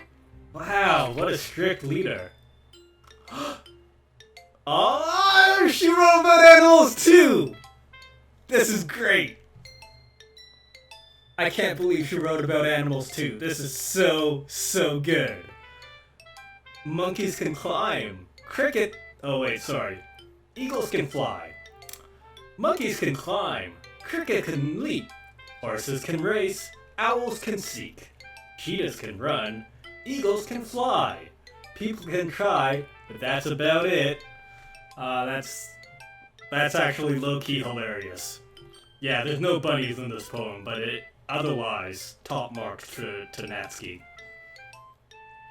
I also enjoy how they have a different font for each letter. That's a nice touch.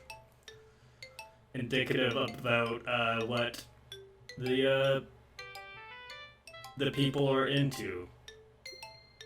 Like, I kind of expected this to be in all caps, Comic Sans, like a comic book kind of thing. I also like how she just shits on people. Like, this is a call out to humanity as a whole. I think that's really funny. Okay, this is great. This is my favorite poem yet. Yeah! I told you weren't gonna like it. I like it. What? Just be honest. I am. Why are you so convinced I wouldn't like it? Well, because it high school thinks writing has to be all sophisticated and stuff. So people don't even take my writing seriously. But isn't the point of poems for people to express themselves? Your writing style wouldn't make your messages any less valid. Oh damn, Mike. He is the uplifting protagonist we need, I think. Yes, exactly. I like when it's easy to read, but hits you hard. Like in this poem. Seeing everyone around you do great things can be really disheartening. So I decided to write about it. Yeah, I understand. But the nice thing about simple writing is that it puts more weight on the wordplay. Like I set up for a rhyme at the end, but then made it fall flat on purpose. Yeah, I like that. That was great, actually. It helps bring out the feeling of the last line. It was so fucking good. Natsuki. God, you're like a regular Martintelli here. So you did. I guess more went into it than I realized. That was what it means to be a pro. I'm glad you learned something. Didn't expect that from the youngest one here, did you? Yeah, I guess not. How old are you anyways? Like 8? 9?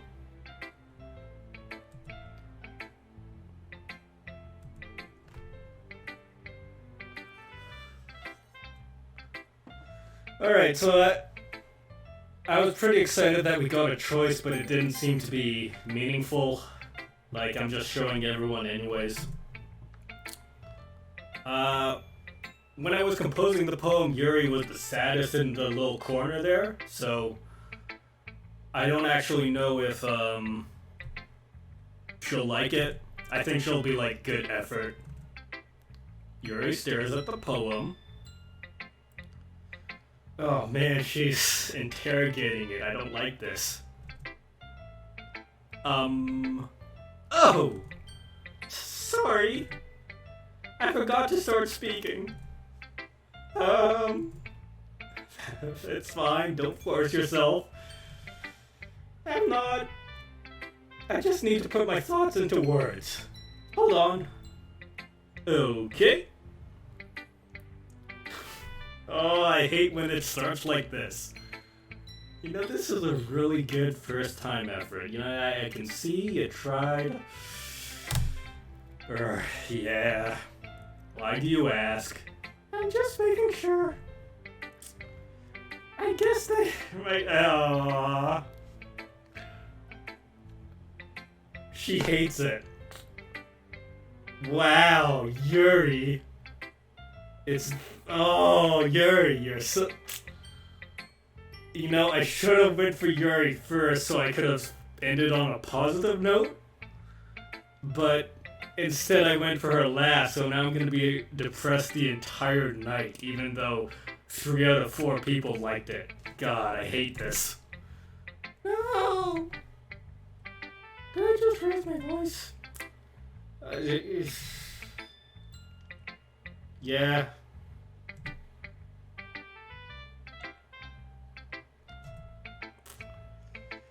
You should just read her poem while she hides her face, I think, Mike. It's fine, I really didn't notice. What were you saying? Right, there are specific writing habits that are usually typical of new writers. First of all, they usually write about bunnies. Second of all, just single words. They just write single words.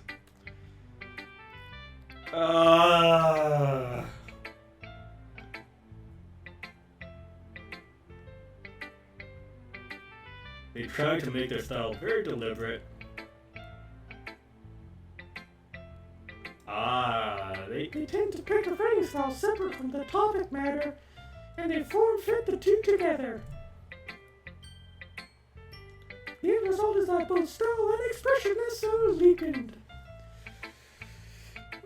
Once Yuri finds her train of thought, it's as if her total demeanor changes. Her stammering is completely gone, and she sounds like an expert when she's ripping apart my poem. just tearing it to pieces like the piece of garbage it is.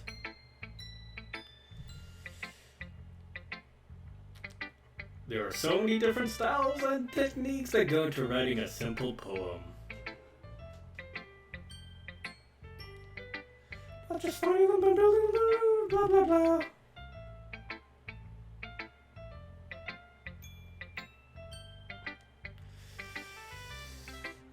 Try new things, learn by example. Fine, show me your poem then. Show me your... okay, sorry, that was aggressive. I'm sorry. I got a little defensive about my bunny poem. It was a very personal topic about bunnies.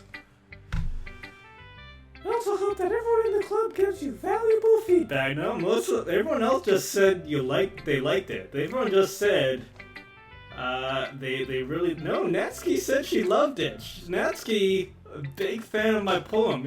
You're the only one who dislikes it. I don't know what that says about you, but you know, maybe you should. I'm sorry, I got defensive again. Biased how? Well, never mind. I shouldn't be talking about people like that. If you have nothing nice to say about Natsuki, don't say anything at all. Okay, fine, I get it. Sorry. It's fine. Natsuki is a real bitch, you know? Biased in the fact that she's just such a bitch. Wow. I'm sorry, I didn't mean to say that. Do you mind if I read your poem now? Please do. It's all about how Natsuki's a bitch. God. What's between Yuri and Natsuki? They both seem like nice people.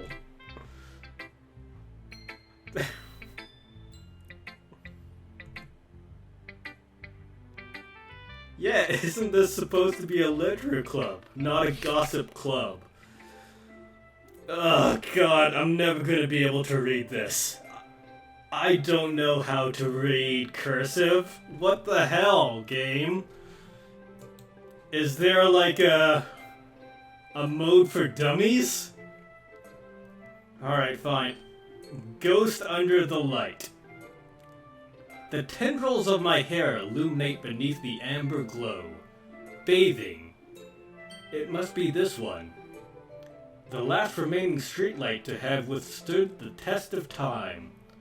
The last, yet to be replaced by the sickening blue-green hue of the future. I bathe.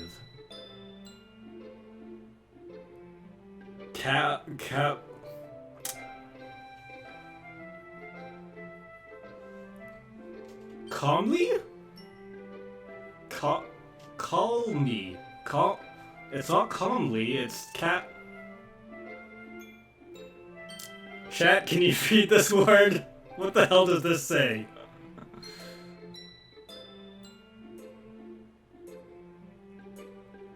Cal? Cal breathing air of the present but living in the past. I'm seeing calms. That calms breathing air of the present but living in the past. The light flickers. Calm? Calm breathing air of the present but living in the past. The light flickers. I flicker back. Yeah, no one can read this word. Anyways, I think I'm reading too much into these poems. Yeah. Glowing in the bathtub. It must be this one. You see a streetlight in the bathtub. You're afraid of the future, but don't want to live in the past, etc., etc. Okay. Hey, Yuri.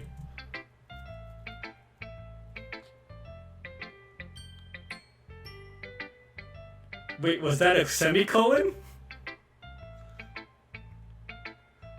Oh, maybe it was a semicolon. That would make more sense. Like, she's apologizing that she has such terrible handwriting. So, like, I'm not the only one. What? I wasn't thinking that at all. Yes, you were, Mike. Don't lie to the girl. But it took you a long time to read. Ah, well, I just don't read script very often. Yo, Mike, same, buddy. Fucking same. I actually think your handwriting is pretty. Eh? That's a relief. Also, I like the poem.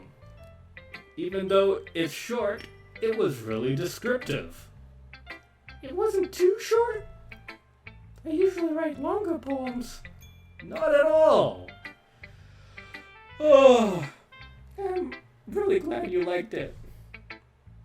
I'll be honest. Since it's a first time sharing, I want to write something a little more mild. Something easy to digest, I suppose. Are you into ghost theory? Hoo-hoo. Oh no, it's not about a ghost at all, Mike. You misinterpreted it. Really? I must have totally missed the point. Well, I suppose you only glanced over it after all. But remember that poets often express their own thoughts, feelings, and experiences in their works. They usually do more than tell a simple story or paint a picture.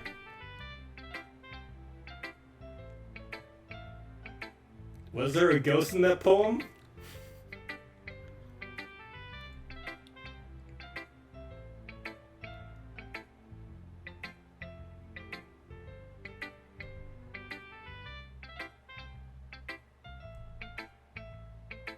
Okay. It appears that I just read the subtext of her poem as text, which I'm not sure if that's a good thing or a bad thing. Mike hadn't even thought of that, so I don't know. Maybe. Oh wow, that's impressive.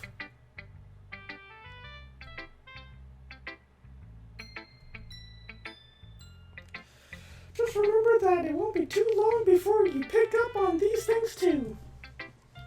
Yeah, maybe you're right. I guess I'll have to keep trying. I'm counting on you. Phew. I guess that's everyone. I glance around the room to make sure it's everyone. 1, 2, 3, I want to say 4, yes, 4 girls read my poem. Yep, that's everyone. That was more stressful than anticipated. It's as if everyone is judging me for my mediocre writing abilities. Even if they're just being nice, there's no way my poems can stand up to theirs. This is a literature club after all, and I'm illiterate. What am I to do? I guess that's what I ended up getting myself into. I hope the twist is that Mike is actually illiterate and he was just pretending to know what these poems were about. Like he wasn't actually reading them, he just stared at them blankly for a minute and hoped no one would notice. Across the room, Sayori and Monica are happily chatting. My eyes land on those other two girls, the other two, Yuri and Natsuki.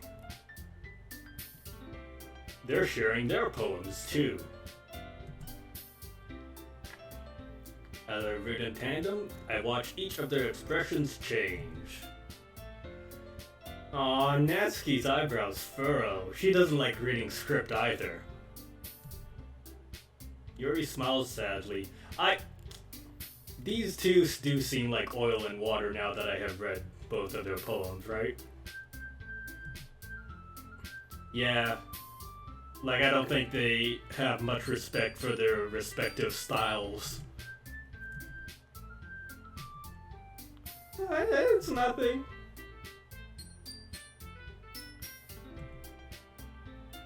I guess you could say it's fancy. You know, okay. Thanks. Yours is cute. These two are just straining to say anything nice about each other. it kind of sucks.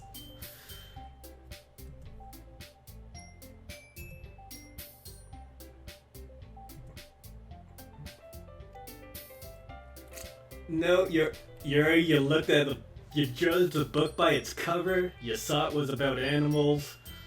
Just like you saw my poem was about bunnies, you just missed it entirely. God. Alright. I just meant the language, I guess. Oh. Being so catty. Okay. I was trying to say something nice.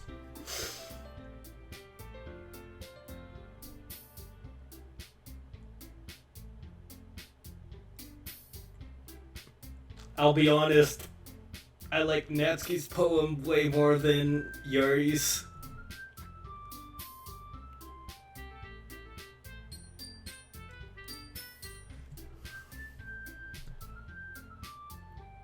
Oh, now is not the time to be soliciting editorial advice, Yuri. Like, give it a little bit. Ugh.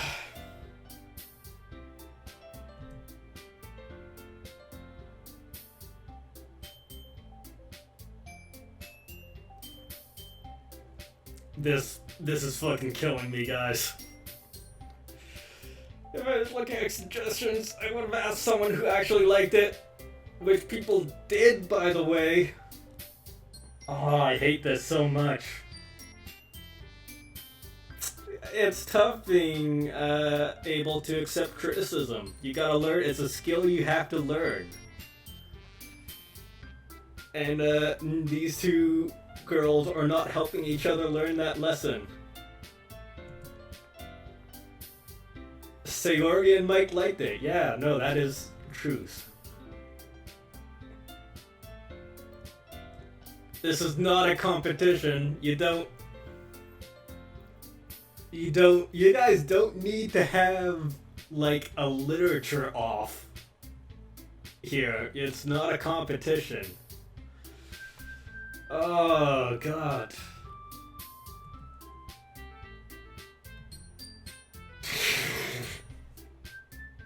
She just walks away! Okay, no, she doesn't just walk away.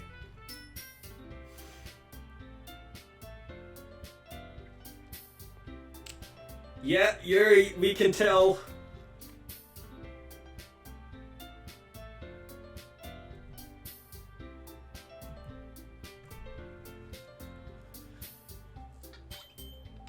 Bruh.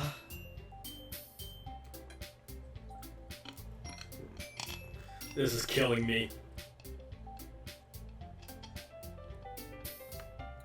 And Mike liked my poem too, you know, Yeah, it's true. I said nice things about everyone's poem. Oh, this became a fight over Mike now. No, don't bring me into this. Shit. This club drama is gonna kill me. This is why I didn't want to join any clubs. God, this is just right. This is just like the time in film club when someone brought in the movie Doom and I thought it was a bad movie.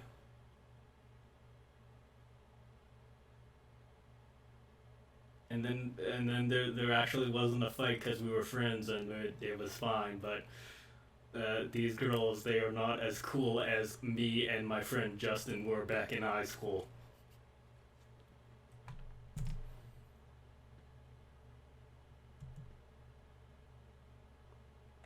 Oh,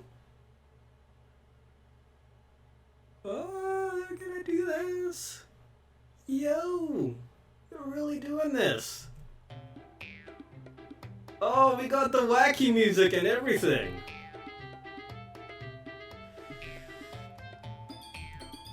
Oh no!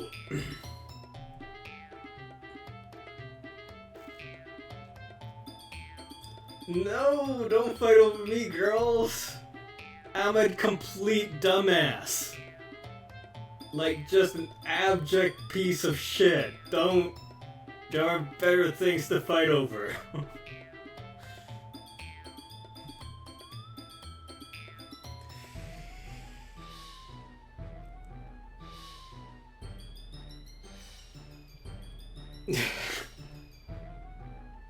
If I was full of myself.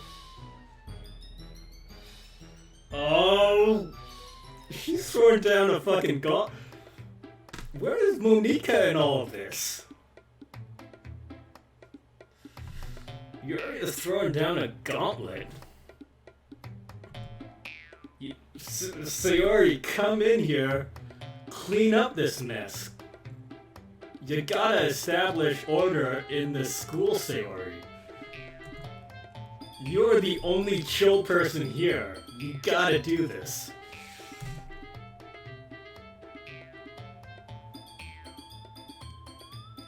What?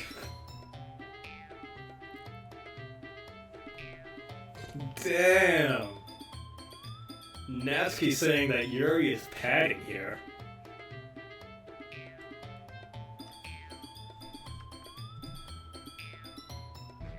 Stuffing tissues down her bra. Wow.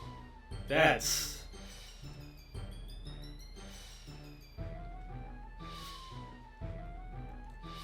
Oh, they shorten it to Nat when they have to. Okay.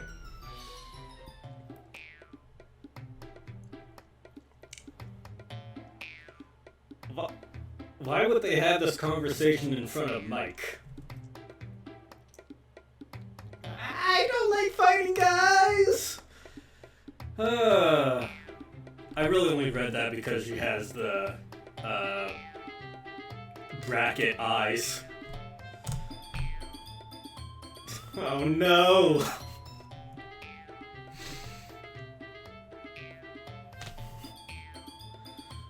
Oh, this is a horror game. This is the scariest thing I have ever seen.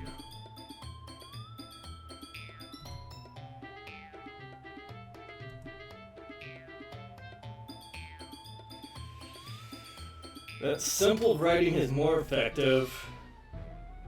Ugh. I agree with Natsuki, but I don't want to say that just straight out.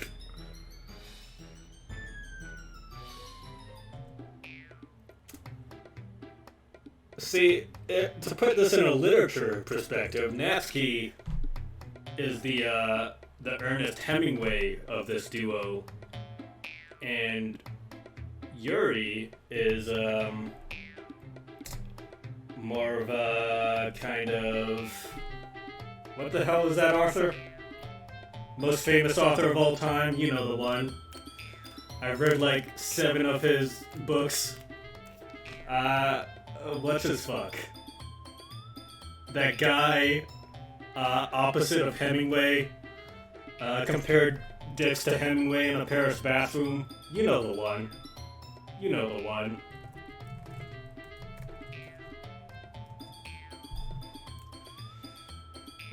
Married to Zelda Fitzgerald. Scott Fitzgerald. Yeah, no, Yuri is more of the Scott Fitzgerald of the group. Whereas Natsuki is the Hemingway. But, you know, Hemingway and Fitzgerald... Yeah, Link Fitzgerald. Hemingway and Fitzgerald were friends. So why can't these two make up?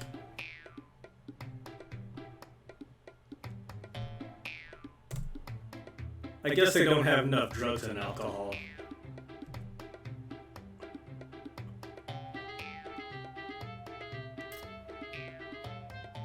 So many deep and expressive words in our language. Maybe Yuri is more of the,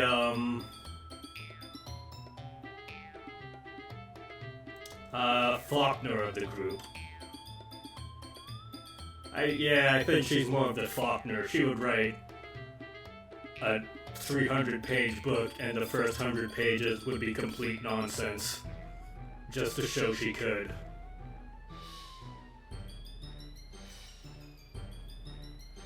What was the quote Hemingway said? It was like, poor Faulkner, he thinks he needs big words to express big ideas.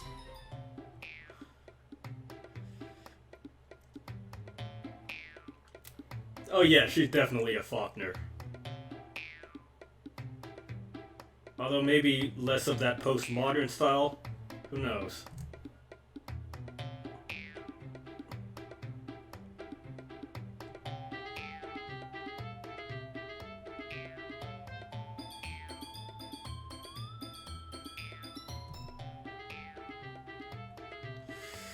Well, don't bring me in. I wrote a single poem. I've been in club 1 day.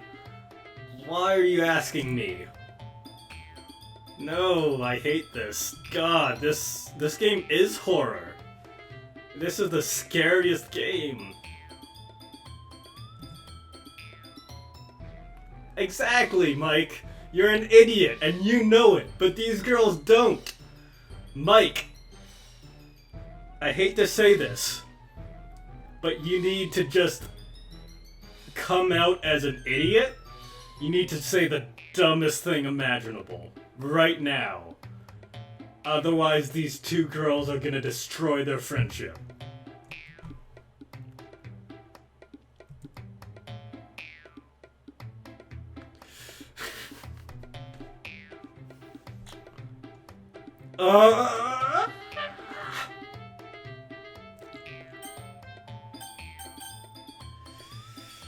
Alright. There's one person in chat. He's gonna help me here. You know, personally, I agree with Natsuki on this. But maybe Sayori will help their friendship. Maybe help me Sayori is the neutral option that doesn't really, you know, get anyone too angry. What do you think, chat man? You're right, we didn't come to Literature Club to make friends. We came to win literature. Alright, here we go, let's win literature. Pink hair, you got this. Yuri, you're really talented. Oh, she doesn't know there's a butt coming, and it's the most heartbreaking thing. Shit. Mike. The compliment sandwich, is not working. Acoustic jam. Okay, this is my mediation jam. Natsuki has a point. I think that I rack my peanut-sized brain in an attempt to back myself up. I think that conveying feelings with few words can be just as impressive as well. It lets the reader's imagination take over. And Natsuki's poem did a really good job at that. Yeah! There she is with her vampire fang again. It did, didn't it? Oh, Natsuki is so happy and I hate it. No, Natsuki, this is not the opportunity to rub it in her face. This is constructive. Thank you, Mike. You know that the situation has gone to shit when Mike is the most emotionally intelligent person in the room.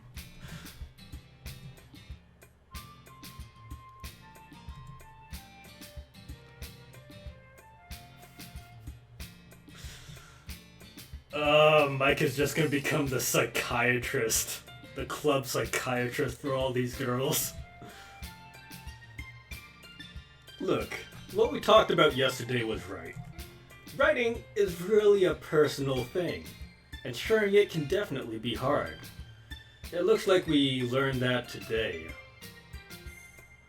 This was a very special episode of Doki Doki Literature Club, and I hope the audience out there realizes that they too can learn something from this story.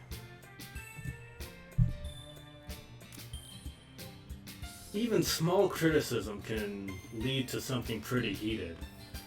I glance over my shoulder. Yo, Sayori! Thank you for backing me up.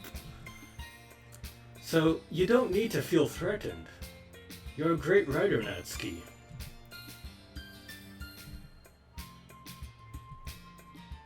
Thanks for noticing. Yuri. Aww. Yeah. I'm sure Natsuki didn't mean everything she said. So you don't need to feel threatened either. If you say so. Hey! Ah, Mike's so good at this, apparently. The thing about...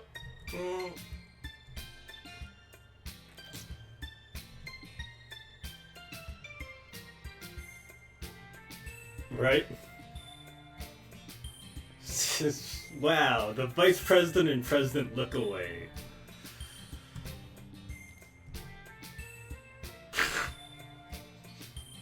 The thing about your boobs, I didn't mean, okay? That's all.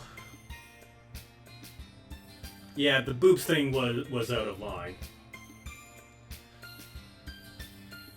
Yeah, you're naturally beautiful, Yuri. Sayori? I'll go make some tea. Eh? I was just trying to help. I'm sure she appreciated it, Sayori. I pat Sayori on the shoulder. Thank God we're past that. I think it was, yep, it was worthwhile for me. And to be honest, yeah, we don't need to laze around. So Mike joining the club was responsible for ruining the atmosphere. Mike, buddy, you are so relatable right now. There's still time before we go home, so we'll all just relax a little bit. We do literature-related things in this club room, too. Yeah, pick up a book, do some writing. I disagree, Monica. That's not the most important thing about literature club. The most important thing is having fun. Wow, this is such an after-school special. I love it. Yeah, that's why she's Sayori's vice president, not because of nepotism. No, sorry. In the end, though, Monica's right. Being in the literature club means I can't spend all my time doing nothing. But in the end, I guess it's been worth it so far.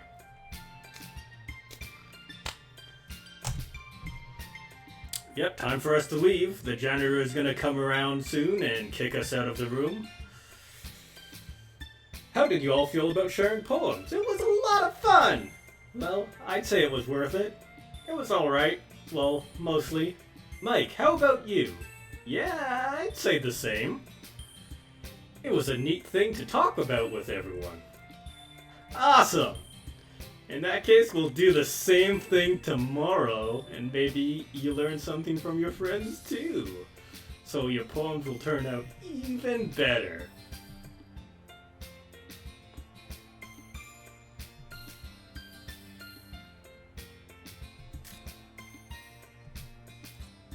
Mike! Ready to walk home? Sure, let's go. Hee. Sayori beams at me. It truly has been a while since Sayori and I spent this much time together. I can't really say I'm not enjoying it either. Sayori, about what happened earlier. What do you mean? Drinking. You know, between Yuri and Natsuki. Does that kind of thing happen often? No. That's really the first time I've seen them fight like that. I promise, they're both wonderful people. You don't hate them, do you? No, I don't hate them. I just wanted your opinion, that's all. I can see they'd make a good friend with you. You know, Mike, it's nice that I get to spend time with you in the club. But I think seeing you get along with everyone is what makes me the happiest. And I think everyone really likes you too. Every day is going to be so much fun. I'm not sure if Mike's caught on to the kind of situation he's in. Mike! Trying to dip his pen in the literature club ink, which is, I guess, what you would normally do in a literature club, but in this is in a not literal way. So it's not as good. Well, let's just see what the future holds, Sayori. I pat Sayori on the shoulders once more like she's a dog.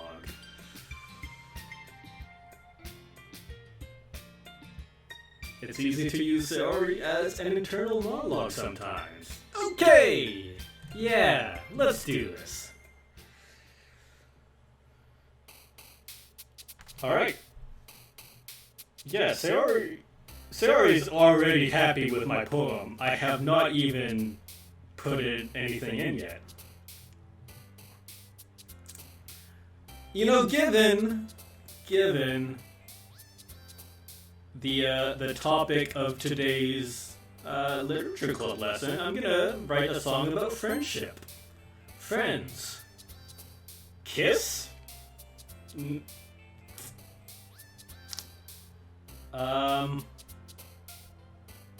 Friends have fun together.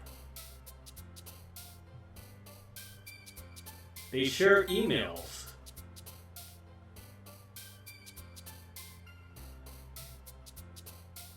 They share their daydreams.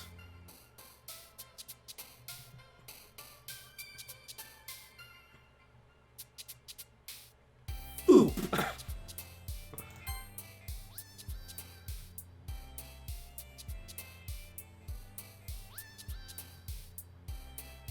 They play games.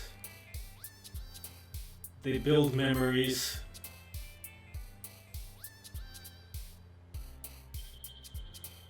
Sometimes they cry. Aw.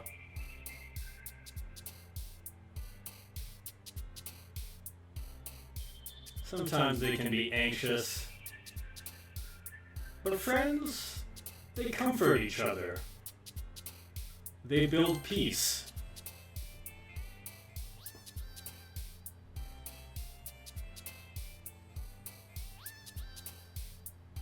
You can't control friendship. You hope it's never ending.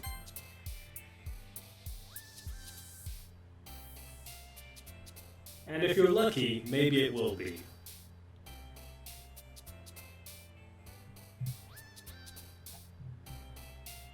You don't want to be alone.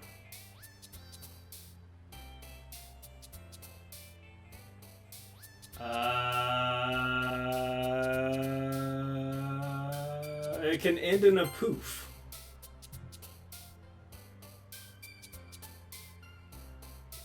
You can learn to love your friends. I already wrote about bunnies.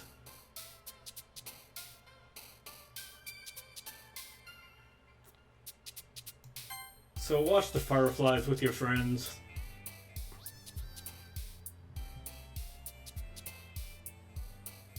And hope every day after the sunset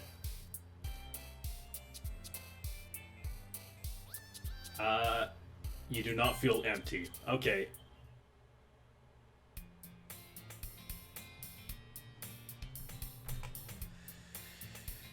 Another day passes and it's time for the club meeting already. I've gotten a little more comfortable here over the past couple days. Entering the club room, the usual scene greets me. Hi, Mike! Yo, Sayori. Looks like you're in a good mood today. Hehehe. I'm just still not used to you being in the club at all. I see. That's a pretty simple thing to get you in a good mood. But I guess it's always the simple things with you anyways. Speaking of which, have I mentioned how simple you are, Mike? Have I mentioned that you don't seem to have a lot of thoughts going on in your head? Maybe that's why I like you.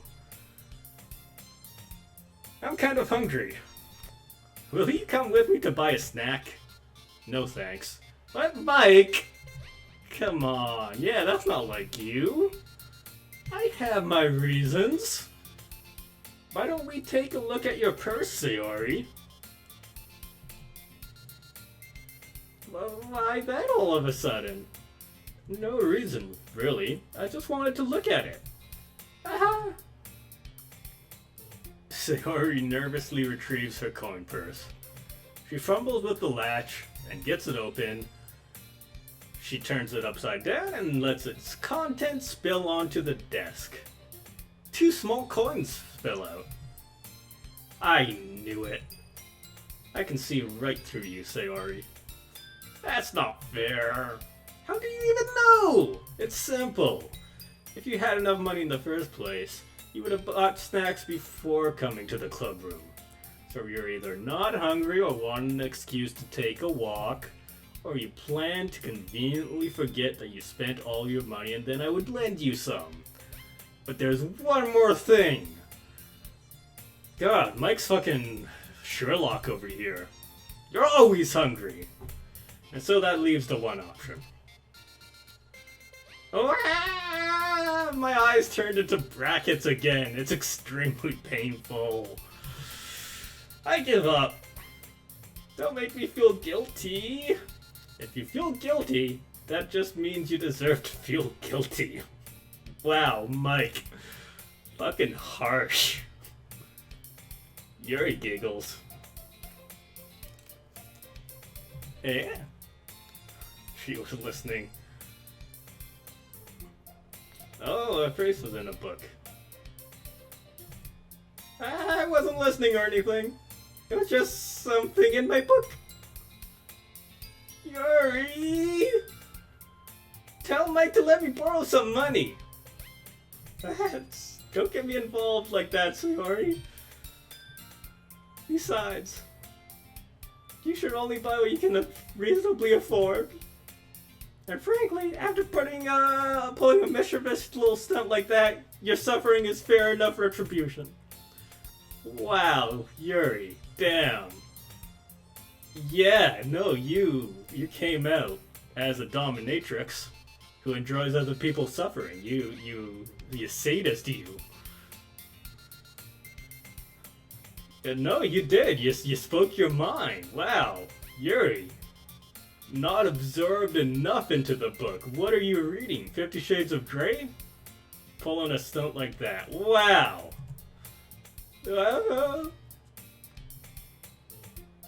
I really like it when you speak your mind, Yuri. Sayori sees the best in everyone. It's really fun. It doesn't happen much, but it's a fun side of you. There's no reason you could think that.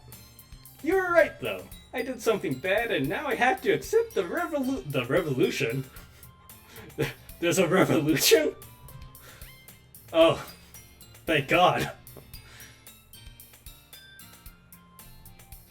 That.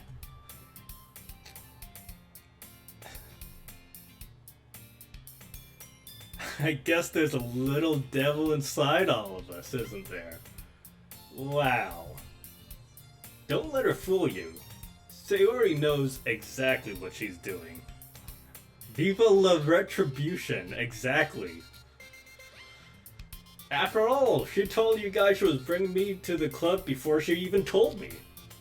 But you wouldn't have come if it weren't for the cupcakes. And I had to trick Natsuki into making them. Come on, give me more credit than that, Sayori. Oh, shit! Someone got slapped! Oh no! What happened?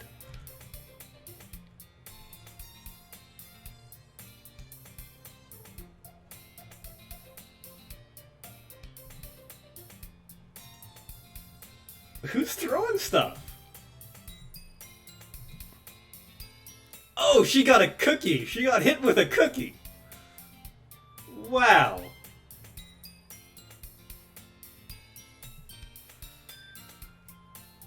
I think it is a miracle, Sayori. I think God looked down upon you and said, that girl deserves a cookie.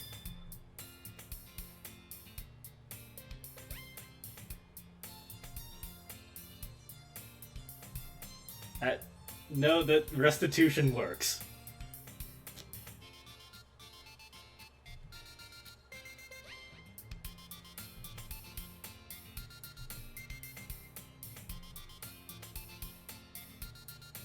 Natsuki throwing cookies around? Wow. That's so nice of you. You almost poked my eye out. Sayori loves hugging inanimate objects. Jeez, just eat it. She takes a big bite out of the big cookie. So good! Oomph! Clasps her hand over her mouth. She starts choking. Do you remember the Heimlich maneuver? Oh. I bit my tongue. You're just going through a lot over just one cookie. Natsuki takes a bite of... Oh, she only brought cookies enough for 2 people, huh? Wow, Natsuki. After I backed up your argument yesterday, you didn't think to bring me a cookie. Wow. I see how it is. Hey, fellow Zach. Game's going good, man.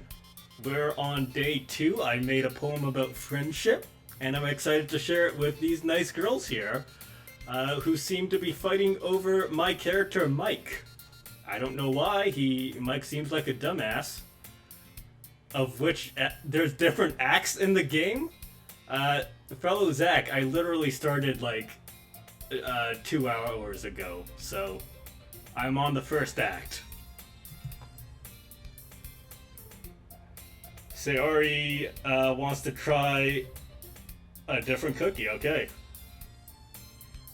No. Well, I had to mediate a fight between Yuri and Natsuki. They were gonna come to blows over the proper way to use words in literature. I sided with Natsuki. None of the real stuff. Fellow Zach, that's very ominous, but when I put this game into Twitch, it did automatically fill in the tag as horror, so I kind of know what's going on.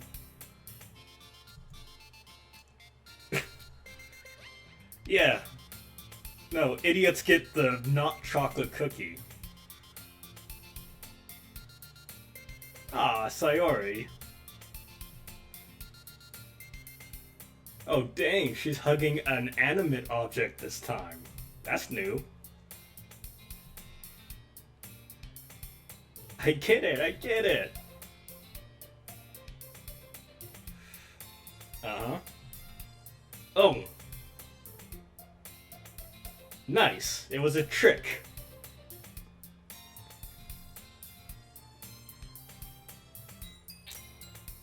The horror starts in Act 2. Thank you, fellow Zach. No spoilers, please. First time playing this. Did you seriously just do that?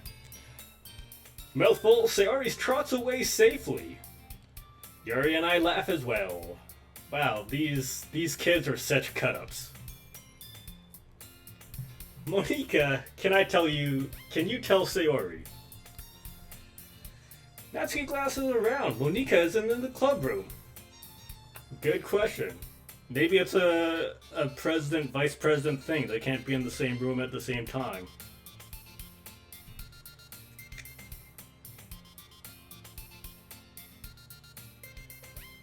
So you're going for default end. I guess so.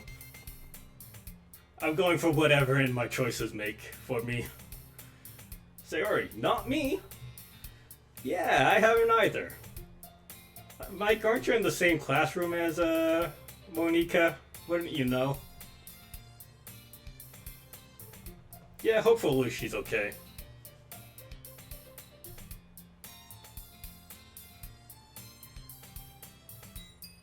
Whose route are you going for?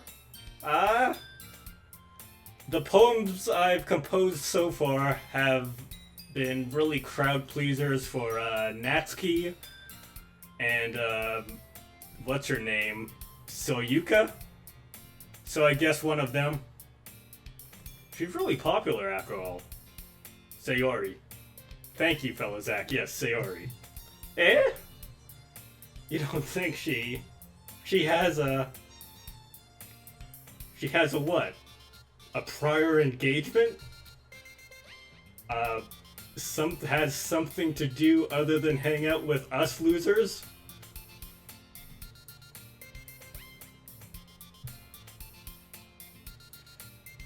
Thanks, fellow Zach, but I'm kind of just letting the game take me where it takes me. Maybe I'll do a second playthrough after that and look things up. Excuse me? Suddenly, the door swings open. Everyone expects Monica, but no, it's the club supervisor, here to shut us down. Oh, hey. There you are, Monica.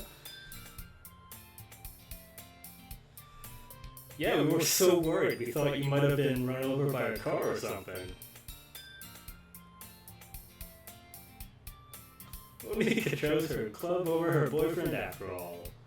So strong-willed. But boyfriend?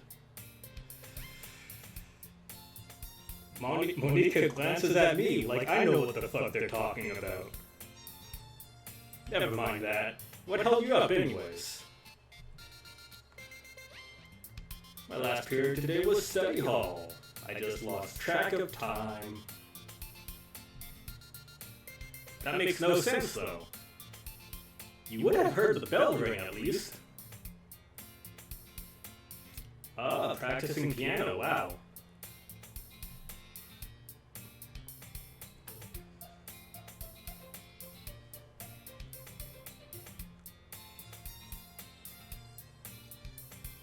Or mods, every day I'm shuffling, that echo effect. Yeah. I wasn't aware you played music as well, Monica. I don't really. Just started recently playing piano. I mean, if her piano sounds like a school bell, how good can she be, really? Yeah, it is cool. Yo, play for us, yeah. Turn our poems into songs and play them as a piano piece.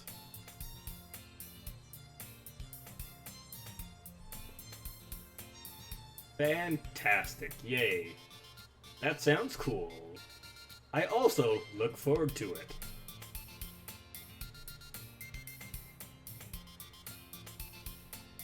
Monica?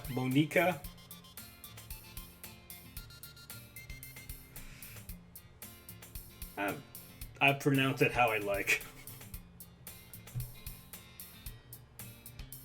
Ah, thanks, Monica. You won't let me down.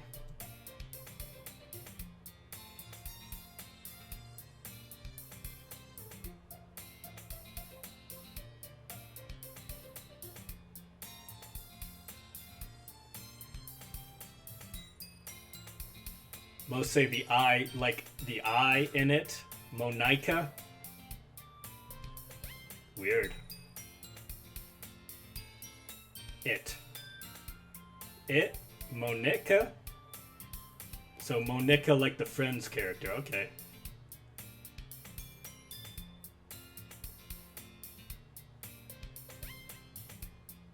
Mick. I didn't mean any pressure or anything like that. Don't worry, I've been practicing a lot recently. When are we gonna get to the damn poems? I see. In that case, best of luck.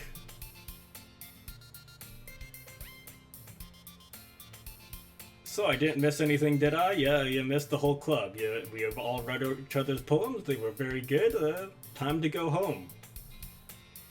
Gonna leave and play some video games. Okay.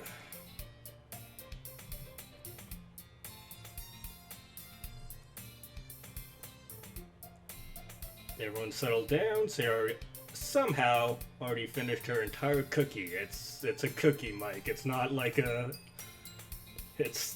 steak. You can eat a cookie pretty fast. Yuri back in her book, and Natsuki disappeared into the closet. Turns out it was a portal to Narnia. She comes out with a lion, and it's crucified for some reason. Hey, Mike. Hey, sorry. I'm going to get some supplies from the other classroom. Want to come with me? Supplies? What for? Well, you know how the festival is coming up? Nah, I don't need to know anything, fellow Zach. Thanks, though. Me and Monica are gonna make some posters and stuff. So I need to go find some crayons and markers and glue sticks. I see. Sure, I'll go with you. Yay! Okay. Monica will be back soon. Yeah, we're gonna get supplies. We're gonna steal them from the supply closet. Fellow Zach is saying go to the art room. It's making me not want to go to the art room, but we'll see. We'll see what the options are. Alright, so what? We need glue and markers and paper. Poster paper too. Okay, ready, Mike? Yep, let's go. Sayori and I exit the club room. I follow behind as Sayori hums and skips around the hallway. Yeah, fellow Zach, you might be the only one here.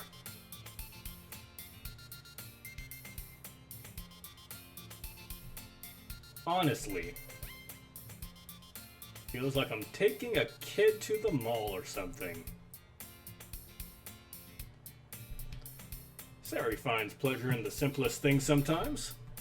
Hey Sayori, what exactly are we doing for the festival anyways? How do we make an event out of literature? Me and Monica have it all planned out, don't you worry. That's so. Yep. Oh, poetry performance! I get to recite my poetry. Everyone's gonna take turns on stage and recite their favorite poems. That sounds kind of dull. You're not thinking about it right at all. It's not just about reading poems, it's about performing them. We're gonna be regular beatniks.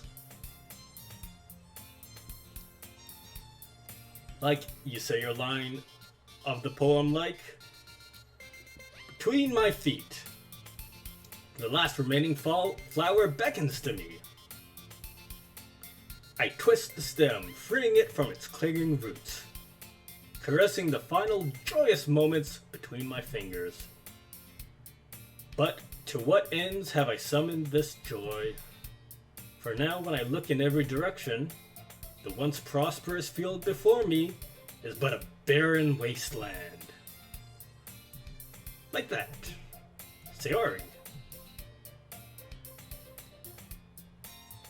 It's impossible for me to take you seriously when you talk like that. Wow, Mike. Yeah, Mike, be nicer.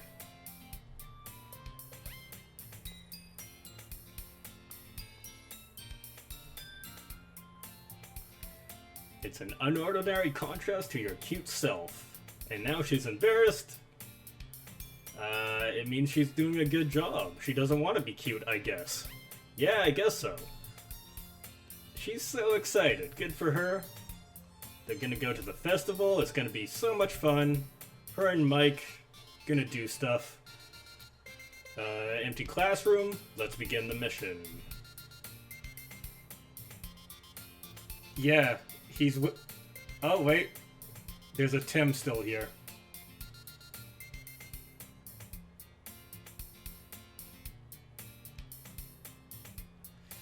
Yeah, Act 2 is... I guess it's coming up, huh? It's been a long time since I've spent time with Sayori like this. But in the end, she hasn't changed one bit. She's nothing but a ball of sunshine, drawing happy vibes from the world around her. You should tell her this, Mike. She would probably feel pretty good about that. It's a pretty nostalgic feeling for me. I'm actually gonna save it here, because... God, we talked a lot. As the years went by, I began to hold myself in my room more and more. So going on an adventure with Sayori brings out a special sort of feeling I forgot I had it in me. Fellow Zach has a cat on his neck. That sounds like a good time, Zach. Two of us enter the classroom. Sayori heads straight to the closet, and I follow. Let's see what we have in here. Crayons! They're the best brand too. Who has a favorite brand of crayons? Okay. Reading the color names. I was hoping we'd hear some of the colors, because they always have like creamy white and precious purple or something like that. Alright, we still need to find favorite color. Still looking for your favorite color. Okay, I'm looking for poster paper. Here we go. You're still talking. Oh boy, she dropped it and it smacked her in the face. Holy shit. Sayori is the sucker for all of the physical comedy in this game, I guess. Ow. Her head is bleeding. We think she has a concussion. Ow, ow, ow, ow, ow, ow, ow. You okay? My forehead. And Sayori clutches her forehead. Jeez, Sayori. That's just like you, isn't it? Come on, let me see. Since Sayori is sitting on the floor, I grab her by the waist and pull her out of the closet. You have to move your hands, Sayori. But it hurts! Just do it for a second. Okay. All of the intercuts have been... Oh, is this CG art line special? I don't know. All the intercuts have been of Sayori so far. I'm not sure what that means for the progress of the game. Sayori releases her hands from her forehead. I gently brush her bangs to one side. Ow! Sorry. There's a huge red mark in the middle of her forehead. A bump is starting to form as well. Man, that's gonna swell up.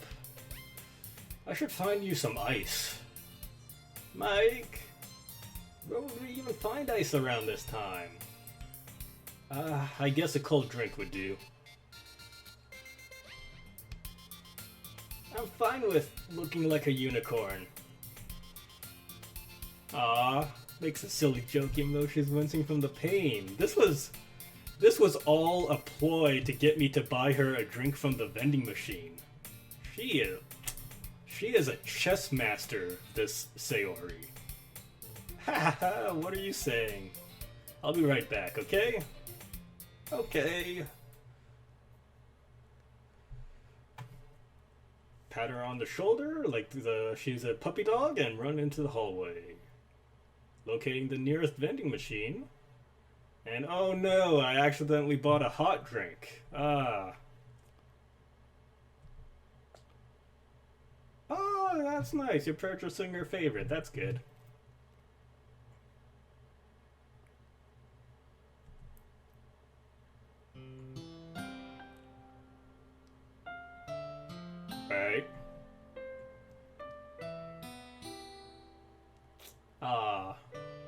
Yeah, no, the disorganized crayons, they bugged me when I was a kid.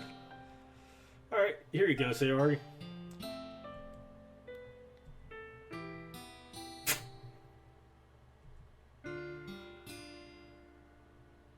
What a dummy.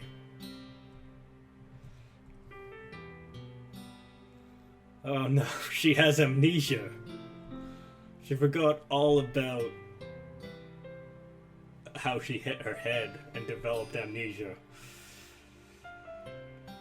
Yeah, places bottle, it stings. Just bear with it, it'll be better soon.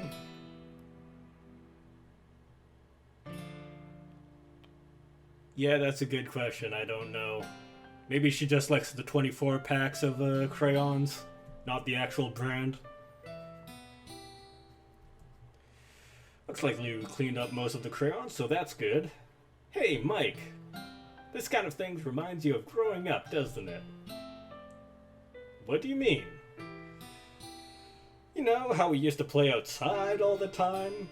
Before the nuclear fallout prevented us from going outside? I would always try to keep up with you. You were kind of oblivious in some ways, so not much has changed then. Like I usually felt behind or had trouble climbing on the things you did. But sometimes when I tried to do things I couldn't, I would just get myself hurt. And I'd fall and scrape myself or get a bump. And I would start crying really hard. Ha ha ha ha. And you would rush over as quick as you could. You would try really hard to get me to stop crying.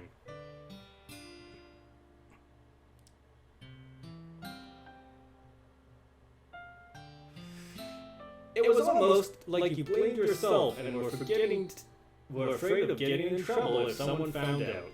Did I really do that? Yeah, you don't remember? Come to think of it, maybe I do remember a bit.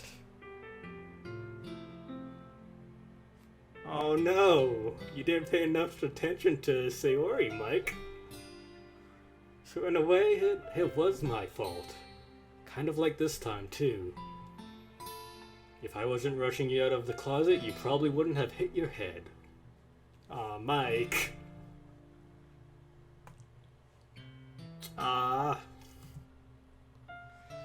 Even after all these years, thinking of other people. You're rushing to help me, even though I'm just being clumsy. You're really a sweetheart. Fellow Zach, yeah, every room in the school has the same layout. That's most schools, right? I feel like my high school had the same layout for classrooms. Don't call me that. And I don't really do this kind of thing all the time. I just, when it comes to you, it feels more natural. Before I even know it, I'm treating you like that. I guess that's what happens when you've been friends for so long. Really? Maybe you're right. Mike, I'm so glad nothing's changed between us. Do you think it will be like this forever? Forever? Like forever, forever? Oh no, Mike. Letting the future get in the way of the present? Come on, man. But, well, I hope so. It's been this long already, right? I can't imagine you ever changing, so my hopes are up. Sayori's so happy. They're gonna be friends forever. She got a whimsical expression on her face and apple juice on her forehead. When I see her deep in thought like this, it makes me not want to disturb her. I guess we should go back. I don't want to worry Monica, you know? Good luck with that. She's going to see her forehead either way. Not if I hide it under my bangs. Also, this way, they don't have to change my character sheet. Yay! Aw. She hurt herself by standing up too fast. It hurt her head.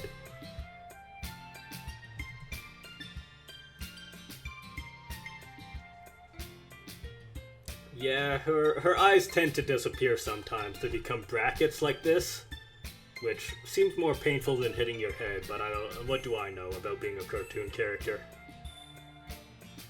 I follow Sayori out of the classroom. She can't hide her bump. She needs longer bangs. Ah, you're back! Good timing, I was just about ready to start with sharing our poems. Oh no, she noticed her forehead right away. She's fine, don't worry about it. I was playing with the crayons and smacked my forehead onto the shelf. Great.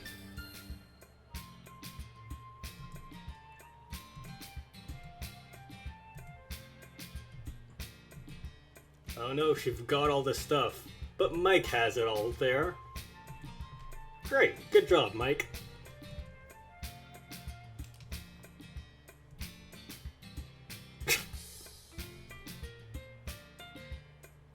Yeah, good for you, Sayori.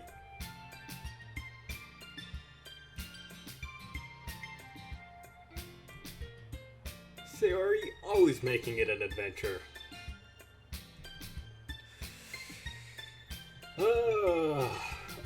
Okay, in any case, good work.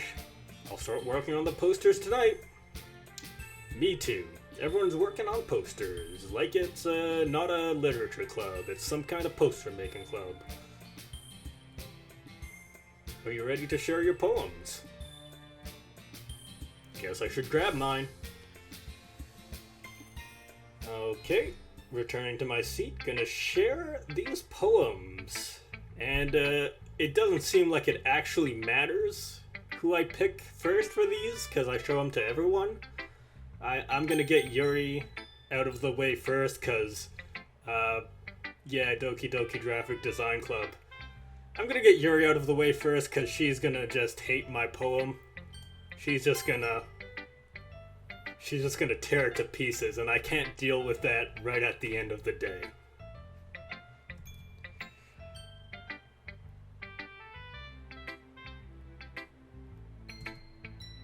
Right, yeah.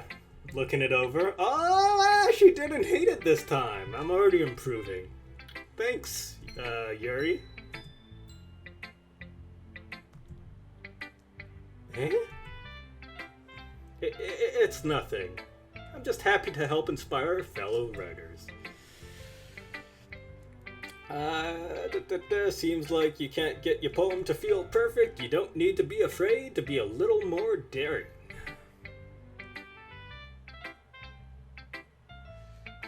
Metaphors can go a long way. I am a bunny. I am happy hoppy. I hop to eat a carrot. Metaphor. Don't feel like you need to work your brain like turning a bunch of gears. Try letting your mind wander through your feelings and write down the things you see and hear. That's one way to truly enable your reader to see into your mind. It's a very intimate exercise. I see. That's a certainly interesting technique. Thanks for sharing. I have an example of that if you'd like to read it. Of course. Is this the poem you wrote for today? Gonna read the metaphor poem. Gonna try to read this handwriting. Oh shit, what does this say? The raccoon. It happened in the dead of night, while I was slicing bread for a guilty snack. My attention was caught by the scuttering of a raccoon outside my window. That was, I believe, the first time I noticed my strange tendencies as an unordinary human. I gave the raccoon a piece of bread, my subconscious well aware of the consequences.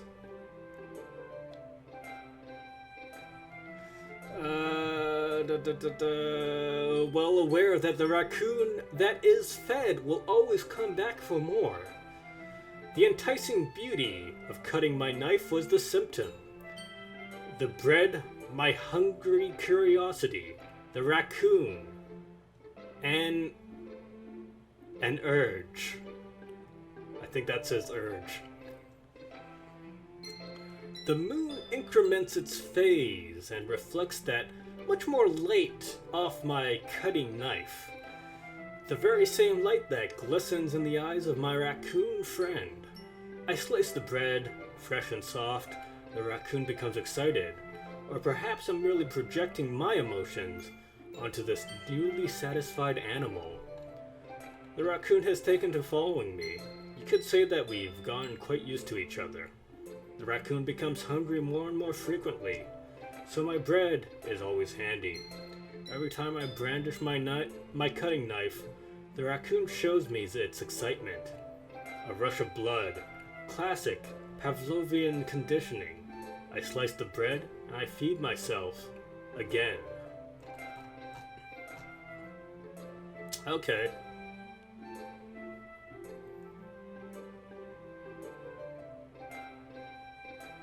What is the symptom? The raccoon urge. I'm a hungry curiosity, so she's just cutting folks up, I guess, in the second act. Yuri, I'm worried for your sanity. I think maybe you should seek professional help. I can tell you were a little more daring. Your next poem is gonna be just like, yo, I murdered a fool. It's a lot more metaphorical. Hey, fellow Zach, quit it. Stop it. No spoiling. My guesses are guesses. I don't know if it's my fault, but I can't begin to imagine what this poem is about. Mike, Mike, Mike, Mike, Mike, Mike, buddy, Mike, no. Don't tell me if I'm right, fellow Zach. I don't know this. Mike, buddy.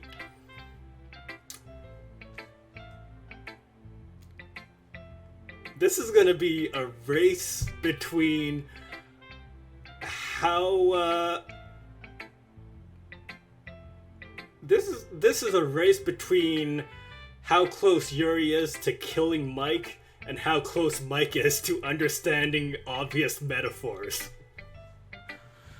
Like, whoever gets there first wins, basically. God damn it, Mike. Thanks, Yuri. Thanks.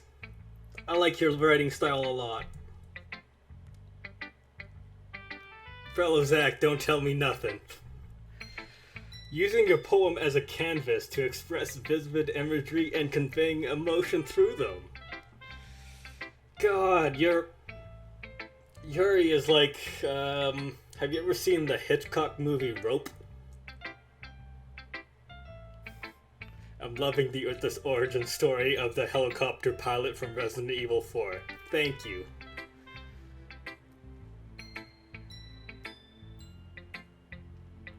Fellow Zach May has been banned. Alright. Using a poem, oh no. Yuri, I don't like this. Like, yeah. If you take it at face value, then I can't even figure out what it's supposed to mean. Maybe Mike's just playing dumb so he don't get killed. He doesn't want to get stabbed. I think it's something that different people can relate to in its own way. The screen is slightly off. Okay. We can probably fix that.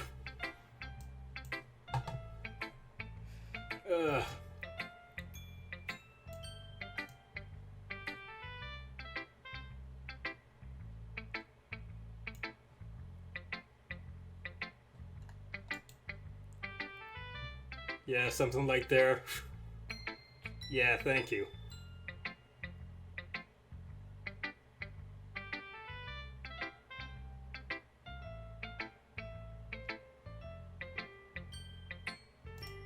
Alright, centered.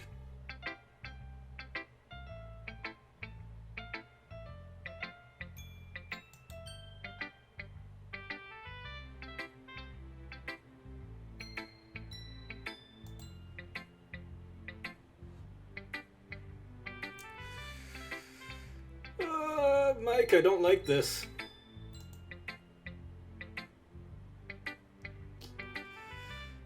Fellow Zach, no, you can start reading the B-movie script in chat if you like. That's perfectly alright. I'm pretty loose about these things. I'm a big free speech believer, so if you need to read the B-movie script in chat, then yeah, go ahead. It's these sort of things that I'm usually forced to keep to myself. It's very exciting showing my very obvious murder plans to complete idiots and them not knowing about it. Why do you keep them to yourself, Mike? This line of questioning will get you murdered. Oh, they're embarrassing. Okay. Phew. Thank God. She's just worried people will make fun of her, not arrest her for obviously cutting people with knives. Don't you have anything like that, Mike? Well, there was this time that I killed someone and cut them into little pieces, but this is nothing like that, I assume. Everyone has a little something like that.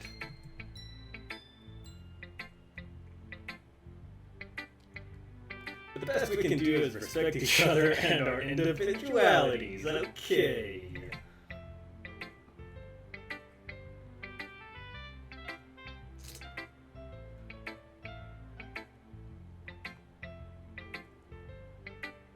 Even if some things make us uncomfortable, after all, if I hadn't learned to embrace my own weirdness, I probably wouldn't have hurt myself.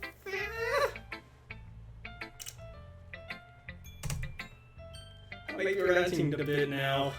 Yeah, no, you're kind of giving the game away, Yuri. You're kind of giving the game away. If fellow Zach was not reciting the B-movie script verbatim in chat right now, I might not have the will to go on. Okay, here we go. Yeah, but I'm glad you're a good listener. I probably got like half an hour in me. Alright, let's go with my favorite now. Yeah, he did ask. Mike, I really love your poems. I can't believe you've been hiding these from me. I'm not hiding anything.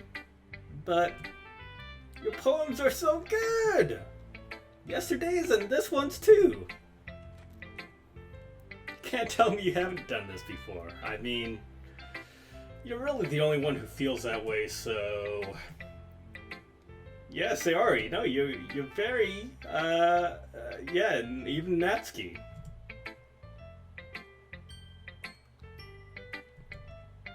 But I don't think it's that. What do you mean? Well, I guess I'll be honest about it. It's a lot easier to write poems when I'm thinking of you. Mike, you smooth devil, you. Holy shit. Mike! More than just these sick poems you've been holding out on Sayori. Damn, Mike. Yeah. Leaving her flustered. Okay. Oh. Okay, you ruined it. You called her a baka. I just mean that you're a really expressive person, I guess. How am I supposed to write poems about my own stupid life? But you somehow make everything in your life an adventure. Even the little things. Like cooking. Let's not talk about that. So yeah, I guess what I'm saying is I can feel more feelings towards you than I can through myself. We have that kind of weird connection. It's your fault for getting in my business all the time. Eh? I don't know if I understand. You never understand when I try to explain things to you, do you, Sayori? I pat Sayori's head like she's a little puppy dog. Hey! I'm not a kid, you know. She's acting like she takes it in good humor, but really, she's steaming inside. She is barely containing this facade of happiness above her underlying depression.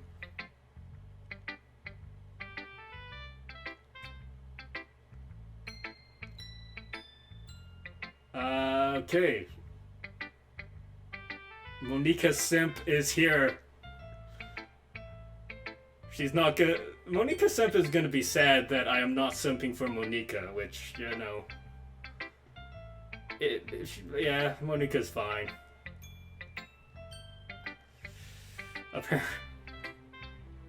Apparently there's a Doki Doki literature streaming club that I inadvertently became a part of. Okay. Are you sure about that? Yeah, maybe. Fiddling with a pencil? Better than a crayon.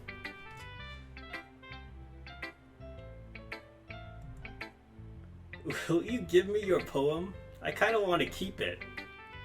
Huh? Why? Because, well, it's the first time you've written something for me. Boom. Sayori, you completely misunderstood. I didn't write this for you. Mike. Come on, Mike. Yeah, Sayori, you're so happy. Oh, and she broke her pencil. She got too excited. This is... disturbing. Okay. Then she bumps into Mike. It's fine, it's fine. I'll get it for you. Her knees are shaking, wow. She's a little clumsy today. Let's sit down. I'm gonna read your poem now.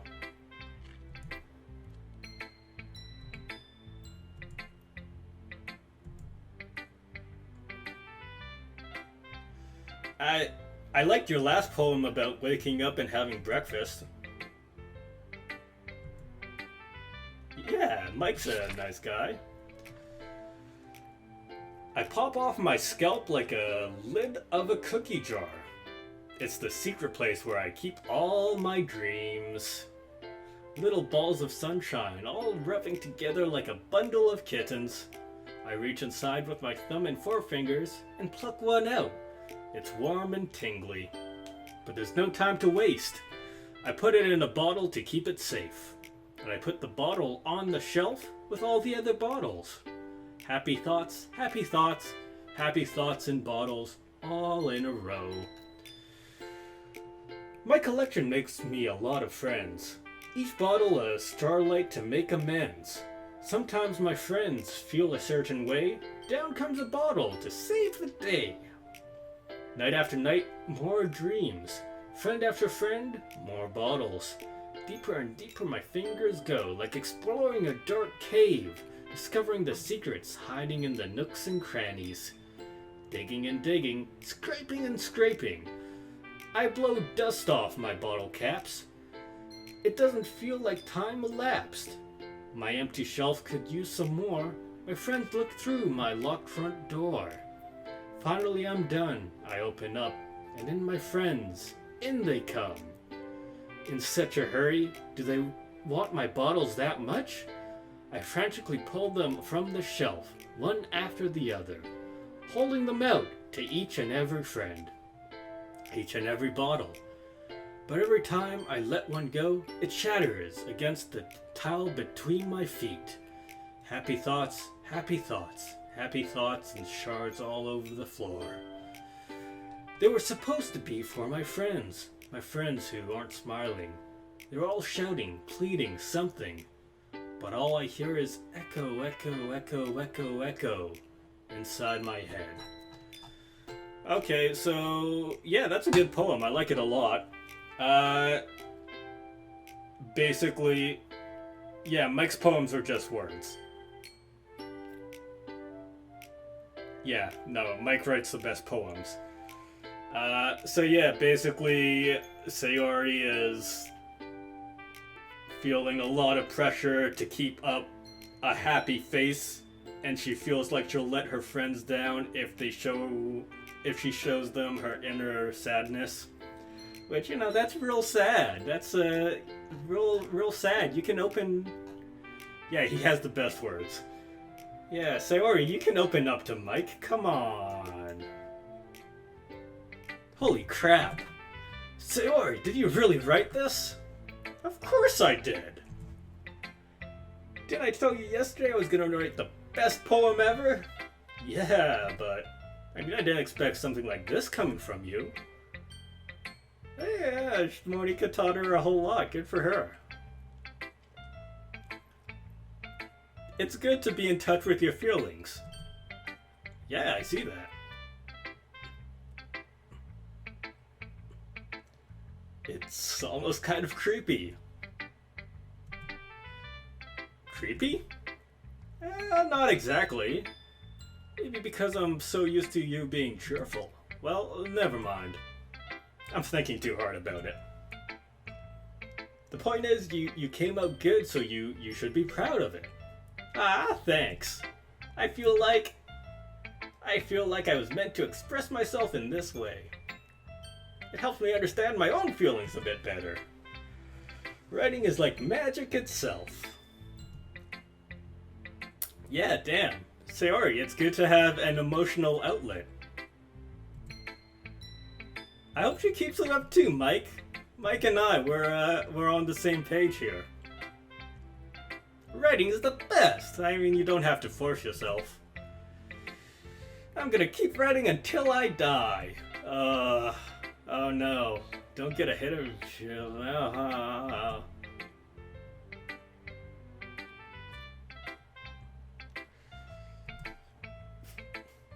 I don't know. She co-founded a literature club. This seems like a serious business. Yeah, she's gonna stick with it. Alright, let's see what hidden feelings Natsuki has. Monica Simp in the chat, I hope you're happy. I'm saving the best for last.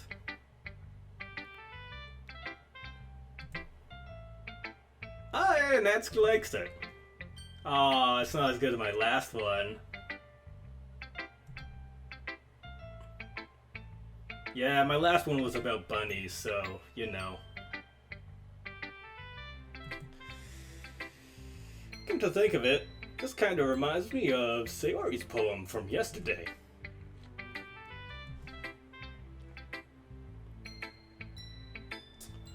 Yeah, Sayori is kind of the one who really likes my poems. You never really oh, what's this mean? What's her type? Sayori has a type? Alright.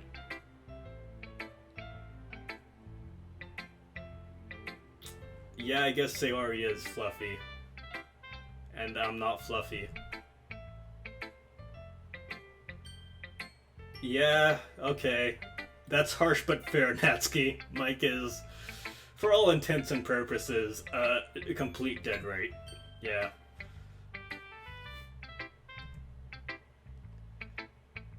No, I don't have the files of the game open. I'm not using like cheat engine or anything.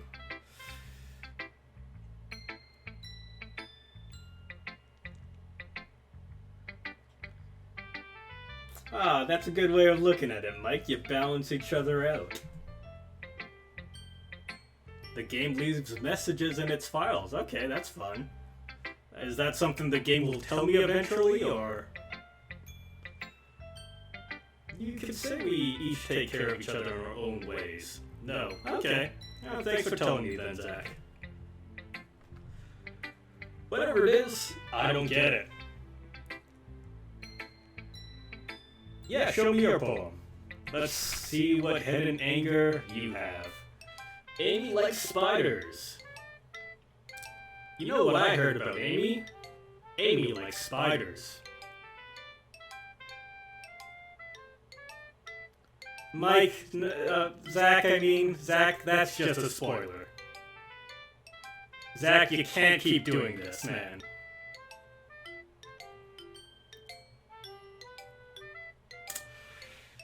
Icky, wriggly, hairy, ugly spiders. That's why I'm not friends with her. Amy has a cute singing voice. I heard her singing my favorite love song. Every time she sang the chorus. Well, Zach, that's part of the experience. Don't tell me these things, alright? Every time she sang the chorus, my heart would pound to the rhythm of the words. But she likes spiders. That's why I'm not friends with her. One time I hurt my leg really bad. Amy helped me up and took me to the nurse. I tried not to let her touch me. She likes spiders, so her hands are probably gross. That's why I'm not friends with her. Amy has lots of friends. I always see her talking to people. She probably talks about spiders. One of her friends start to like spiders too. That's why I'm not friends with her. It doesn't matter if she has other hobbies. It doesn't matter if she keeps it private. It doesn't matter if it doesn't hurt anyone. It's gross. She's gross. The world is better off without spider lovers. And I'm gonna tell everyone. Damn, this is straight up hate speech, alright.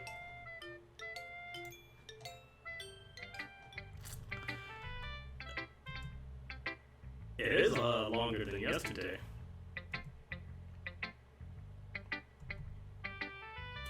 You sure were just warming up.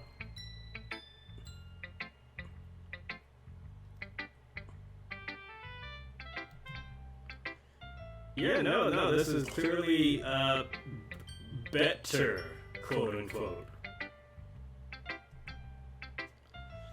Nope, you don't have to explain it. Yep, yeah, you sure can.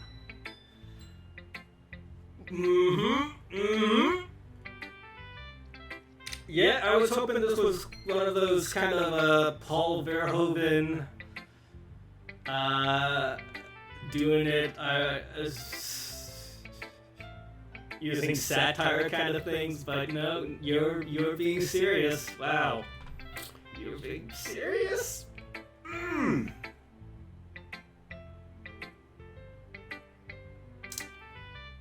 Okay, that's good. That's good. Maybe. Do you mean the narrator? I don't think you do. I think you mean Amy.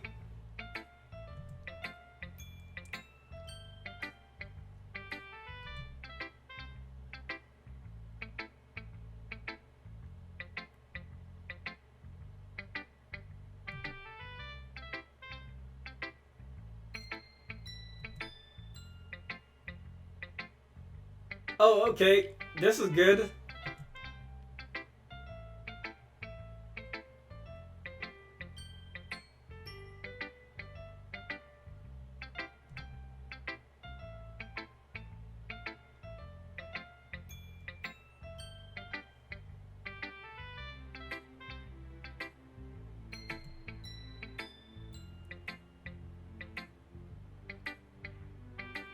Yeah, that's true.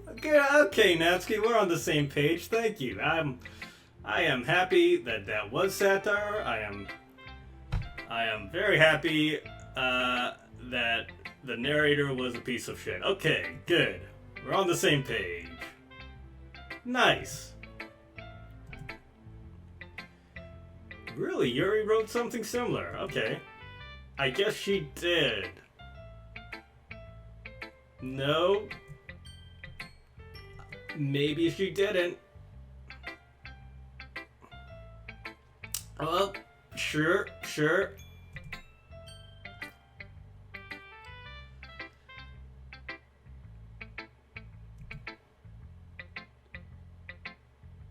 Yeah, don't feel insecure as long as you're not hurting anyone else. I want to stress this part.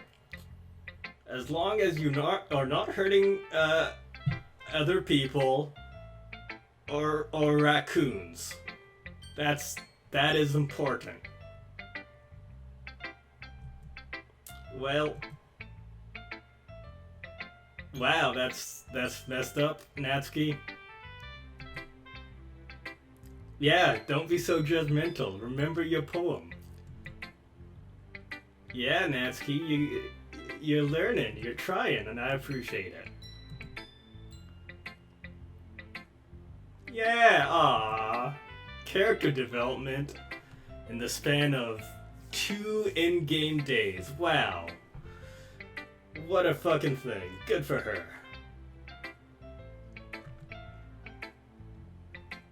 Yeah, don't make people feel insecure. That makes sense. Aw, Natsuki. Yeah, you made each other feel insecure.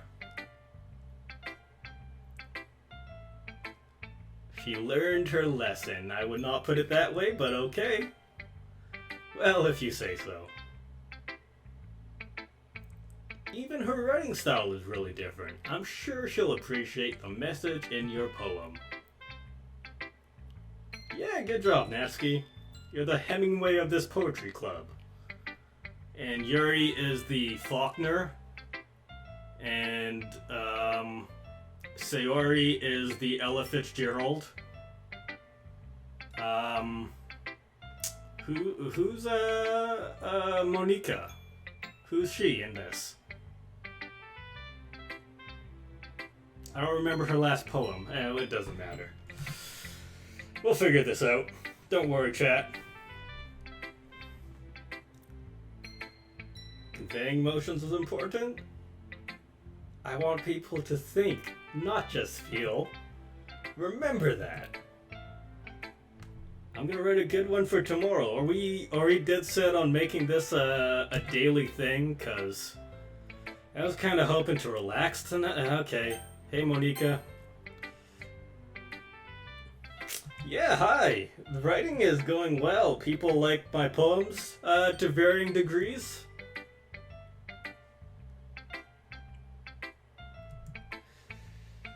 Yeah, applying myself to my poetry. Just look at this poem. It's a masterpiece in the making, all about friendship and something else. I think I talk about death and that. You know what? Just go ahead and read it. Yeah, here you go. Let's share. Enough of this preamble. Give him a poem. Alright.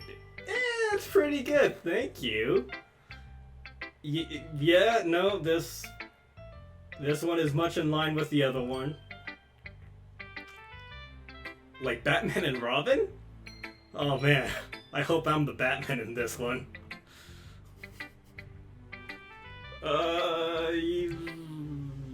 Maybe. Yeah, we spend a lot of time together. Monica, you see right through us.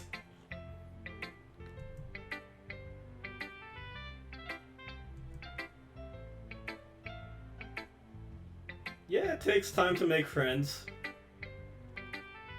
No, I'm trying to make poems that they will enjoy. I don't know how to make you enjoy my poems. You're not one of the little chibi characters in the bottom that give me reactions.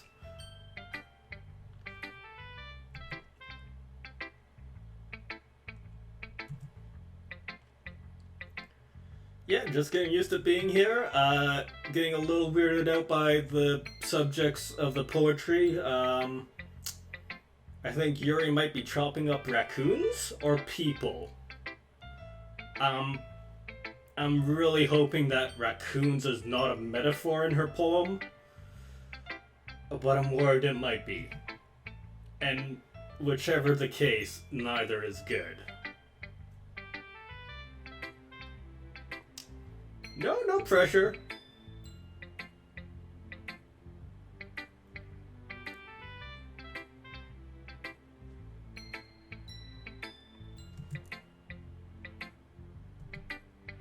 I get what you're saying.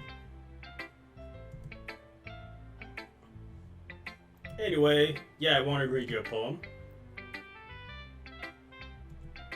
Yeah, I hope I like it too.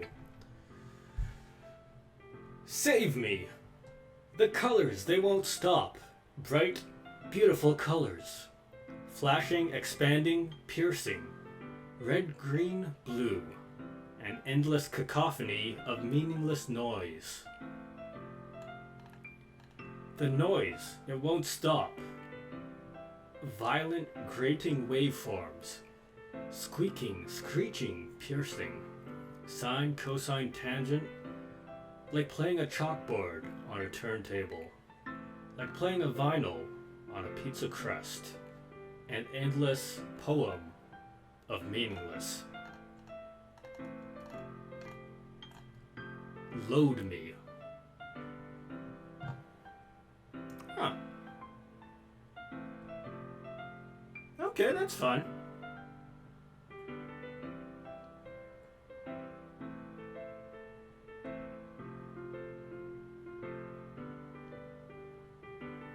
Alright, so a lot of colors, a lot of noise, but you don't have the capacity to take in all of it and it's giving you anxiety. Okay, that's fun. Oh yeah, this piano is high quality. It's key.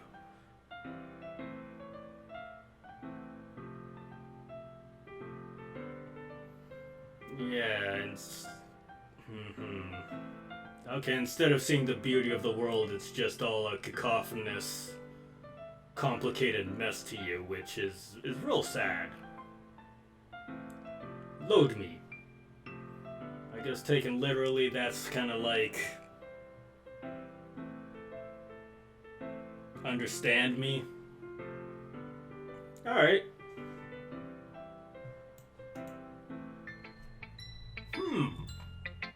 It's even more abstract than your last one, huh?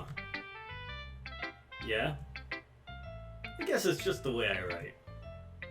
I'm sorry if you don't like it. No, I never said that. It's just the kind of thing I've never really seen before, I guess. I kind of like playing with my space on the paper. Choosing where and how to space your words can totally change the mood of a poem. It's almost like magic. Wow, you're the second person to talk about poetry magic today. The way I wrote the lines really short makes it feel like they're trying to speak over the noise. I see. It's still hard for me to tell what it's about, though. Sometimes asking what a poem is about isn't the right question. A poem can be as abstract as a physical expression of a feeling. Yeah, okay, this makes sense. Or a conversation with the reader. So putting it that way, not every poem is about something. Anyways. I like that last line of dialogue. How, best to interpret poems as an emotional response as opposed to a logical one. Because, one, it's good advice. Two, I think it's trying to teach you... It's either trying to teach you how to play this game, or it's trying to throw you off from how to play this game. And either which, I think, works in this scenario. Anyways, yeah, Monica's writing tip of the day. Sometimes, you'll find yourself facing a difficult decision. When that happens, don't forget to save the game. You never know when you might change your mind. Oh, and something unexpected might happen. Okay, yeah, it's getting meta, that's fun.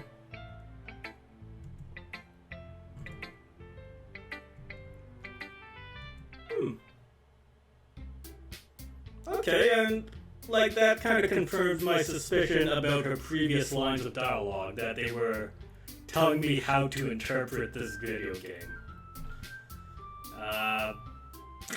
Good job whoever wrote this, I guess.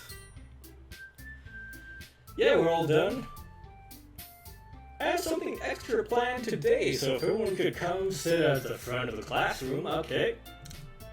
Sort of about the festival? Are we gonna read our poems aloud?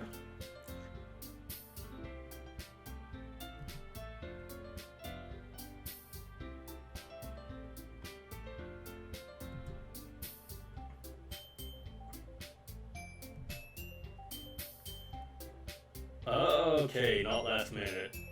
Don't worry so much, we're going to keep it simple. We don't need much more than a few decorations. Yeah, everyone's working hard?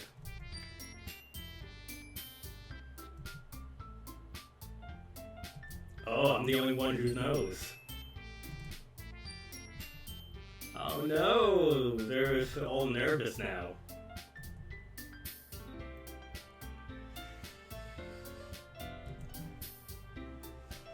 I hope they have bongos and beatnik caps at this event.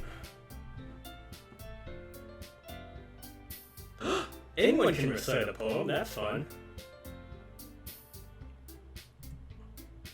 Nice! Good job, Sayori.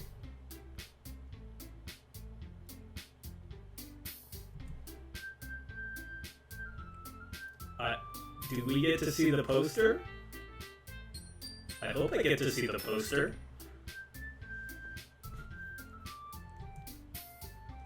No, it's a great idea.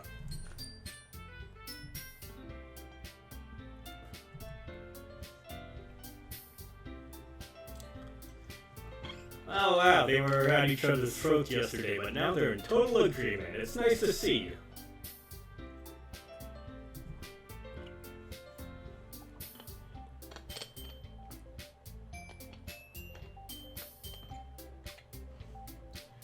Imagining it, Yuri shakes her head in fear. Oh no. Just imagine everyone naked. Like, that's sure to make you forget about your stage fright. Yeah, exactly. This is coming out of the blue. You know, you should have consulted the group first.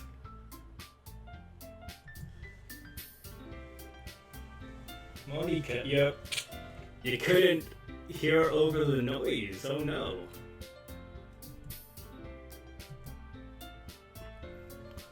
Yeah, they should give it their best. That's true.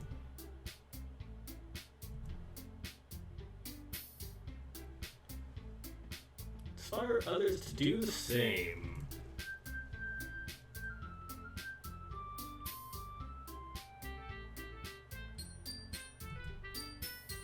Yeah. Okay. Being intimate with yourself. Well, I don't know about that. That might get us kicked out of the school. But yeah, expressing yourself is a really good thing to do. Okay, yeah.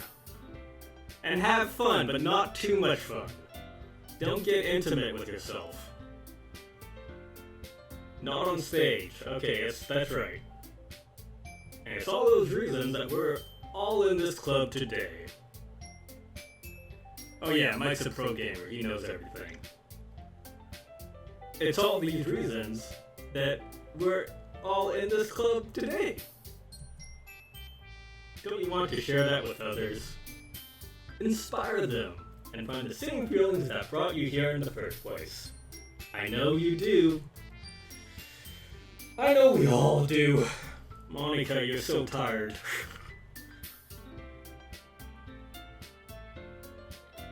Yeah? Yeah, we can do it.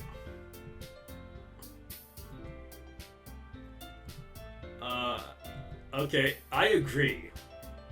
I don't think this is too much to ask.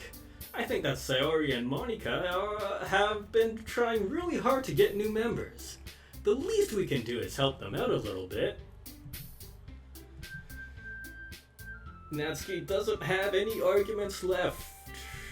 I feel like we are pushing them out of their comfort zone, and I'm not entirely up for that, but you know, it's good once in a while.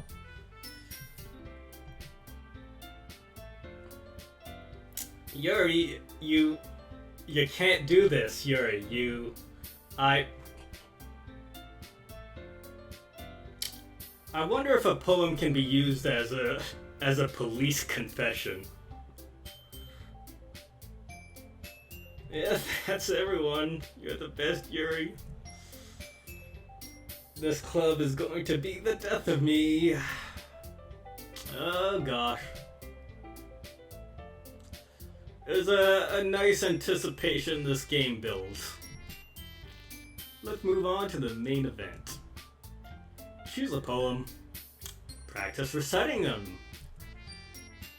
What did you think she was gonna say, Natsuki? Surely you both saw this coming. Yeah.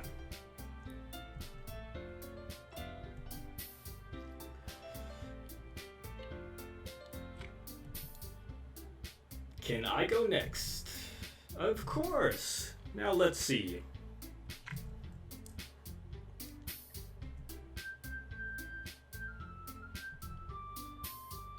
The way they fly. Yeah?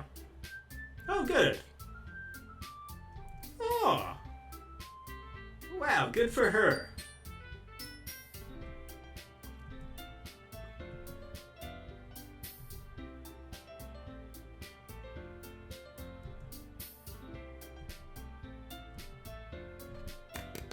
Yeah, good job, Monika. Yeah, you're so good at talkings. Alright, Sayori's next. Oh, Yuri's gonna go next. She got all fired up. Good for her.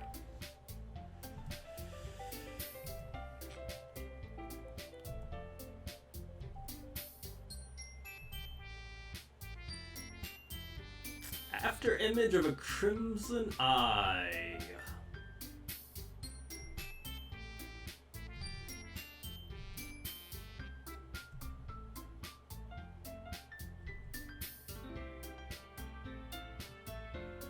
That's good.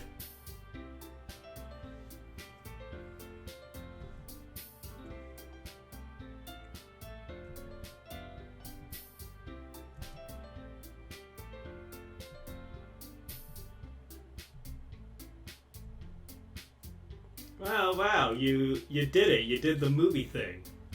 You got everyone applauding. Good for you.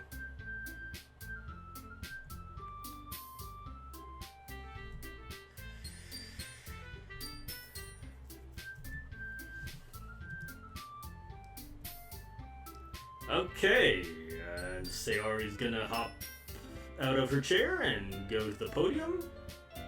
Wow.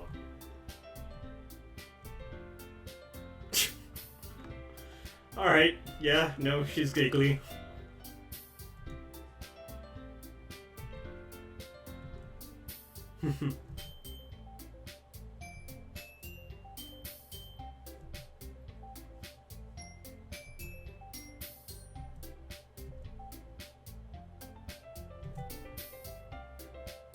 Wow, okay.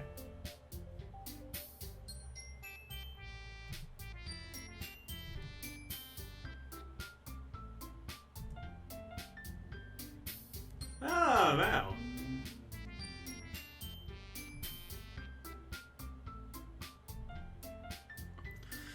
I like that Mike is learning to love poems.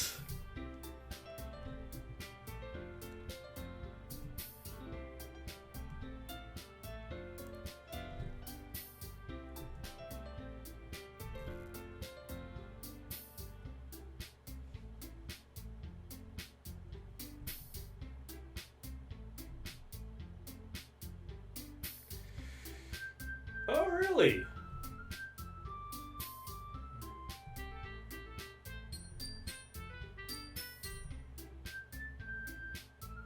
Ah, she's been practicing. Good for her.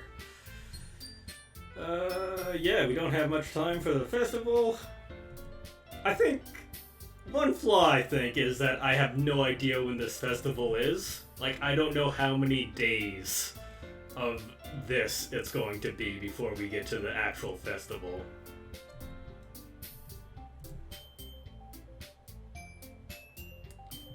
Yeah, no, it's okay to be nervous, Natsuki. And, you know, you're trying to learn to be less judgmental. That's okay. You're working on it, I know.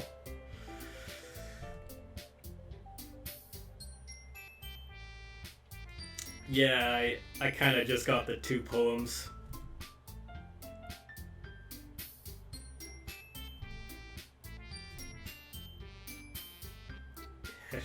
Everyone's looking at me. They're all lined up in terms of height.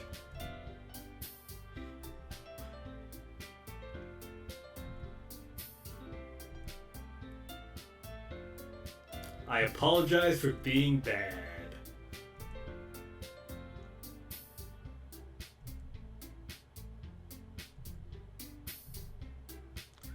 Alright, finally, last up is Natsuki. We're gonna listen to her spit out a poem. The poem is called... Why Are We Looking at Me?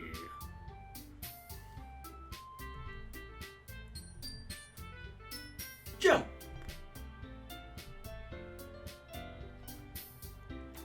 Natsuki, it was very nice, but it was just the Van Halen song. You didn't actually say your own poem. Yeah, you just ripped off the Van Halen song. And while I feel it was a nice touch, I don't think everyone will appreciate you miming and humming out the guitar parts as well as the vocals. I'm saying you need a little work is all. That's all I'm saying. Anyways, her poem has a rhythm and rhyme to it. It's Natsuki's trademark style. She trademarked it so no one else can use it.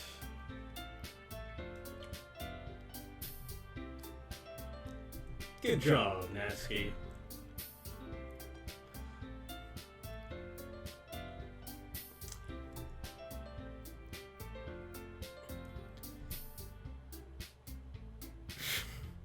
We're gonna make you do that at the festival, and several times before it.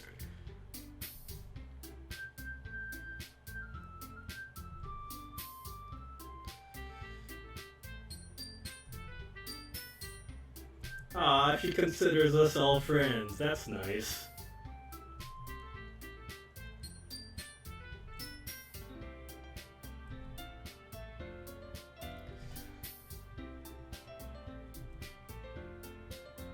Yeah, no, you're welcome, Monica. We all came through, we all read a poem.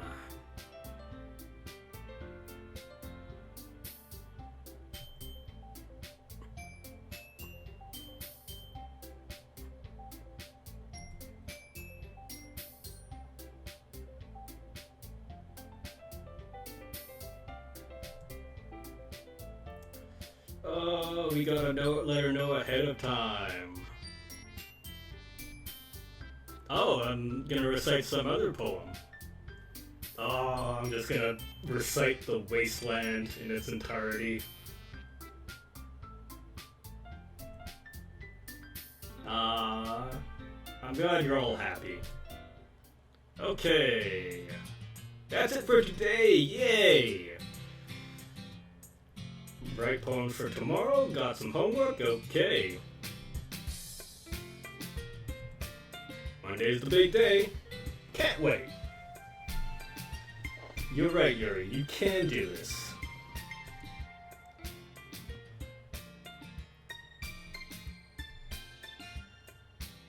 Oh, you're still hung up on her? Come on, man. Move past that.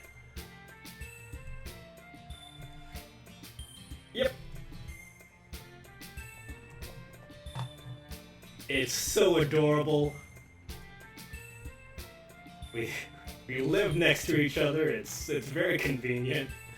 In addition to being adorable, it's expedient.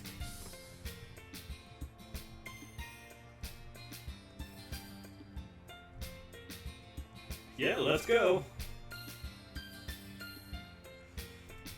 Don't forget to give her your poem. Aw, say Ari's being quiet. No wonder. I was just thinking about something from earlier. I like how we get to... Sorry fumbles with her words. So let's just say that one day, Yuri asked to walk home with you. Huh? What would you do? What kind of question is that? You're kind of putting me on the spot here.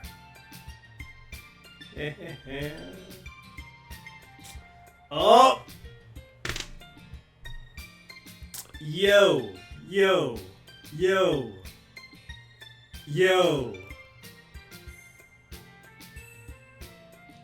I feel like Yuri would judge me for not walking fancy enough.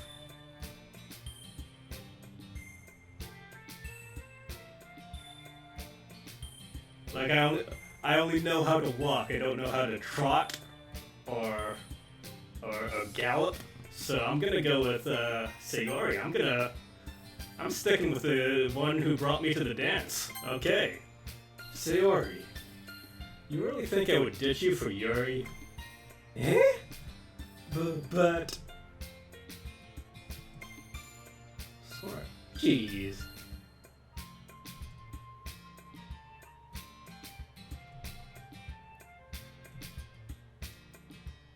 Aw, Sayori, you're so happy about this.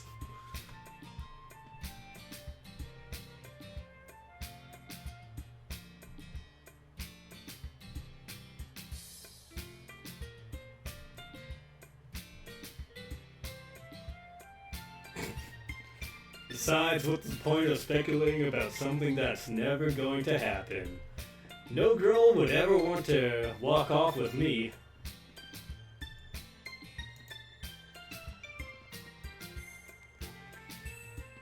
Boy, it's kind of weird that Sayori cares so much about who I walk home with. It's almost like she thinks of me as her what? Okay.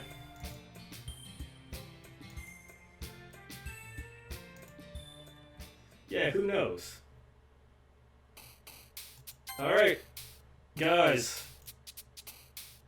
Chat, everyone, I'm gonna save it here. Ugh. What did we learn today?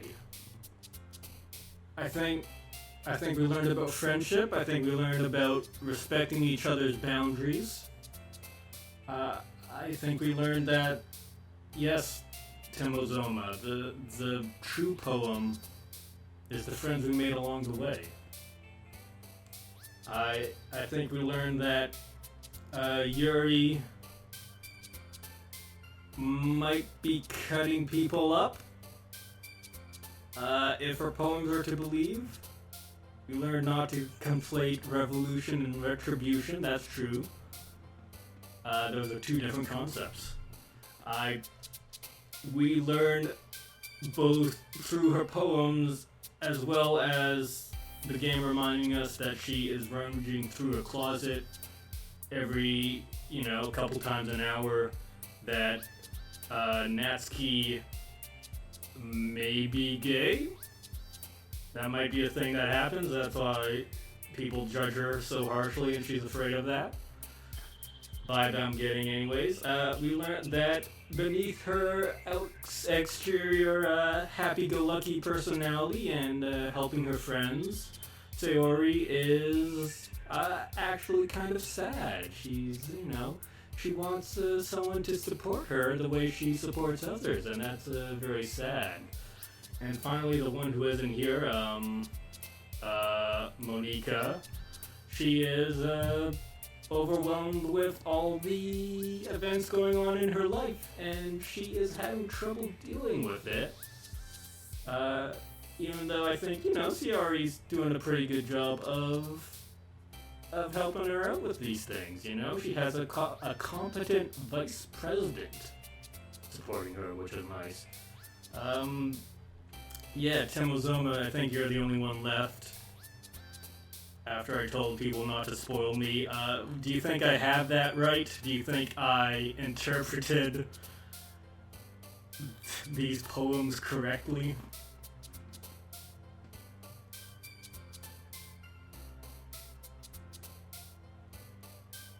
Also, yes, we learned not to interpret poems on a street. Yes, spot on. Thank you, Tim Lozoma. We'll see if any of these come to fruition. But we also learned that you should not interpret poems purely on an intellectual level, but on an emotional level as well. If what you read or hear makes you feel an emotion, then you don't necessarily need to diagnose the root cause of that, you know? You can just be happy with the feelings you have interpreted from the work. Anyways, yeah, did I save it? I did save it. Okay, good. That's it for me. That was like 4 hours, so a little rocky at the beginning, but I eventually found the right settings that let me stream and record at the same time, and that's it for me. I hope to do this, you know, at least once a week. I'll tweet it out and Discord it to people I know beforehand, and aside from that, yeah, bye. Say goodbye, chat.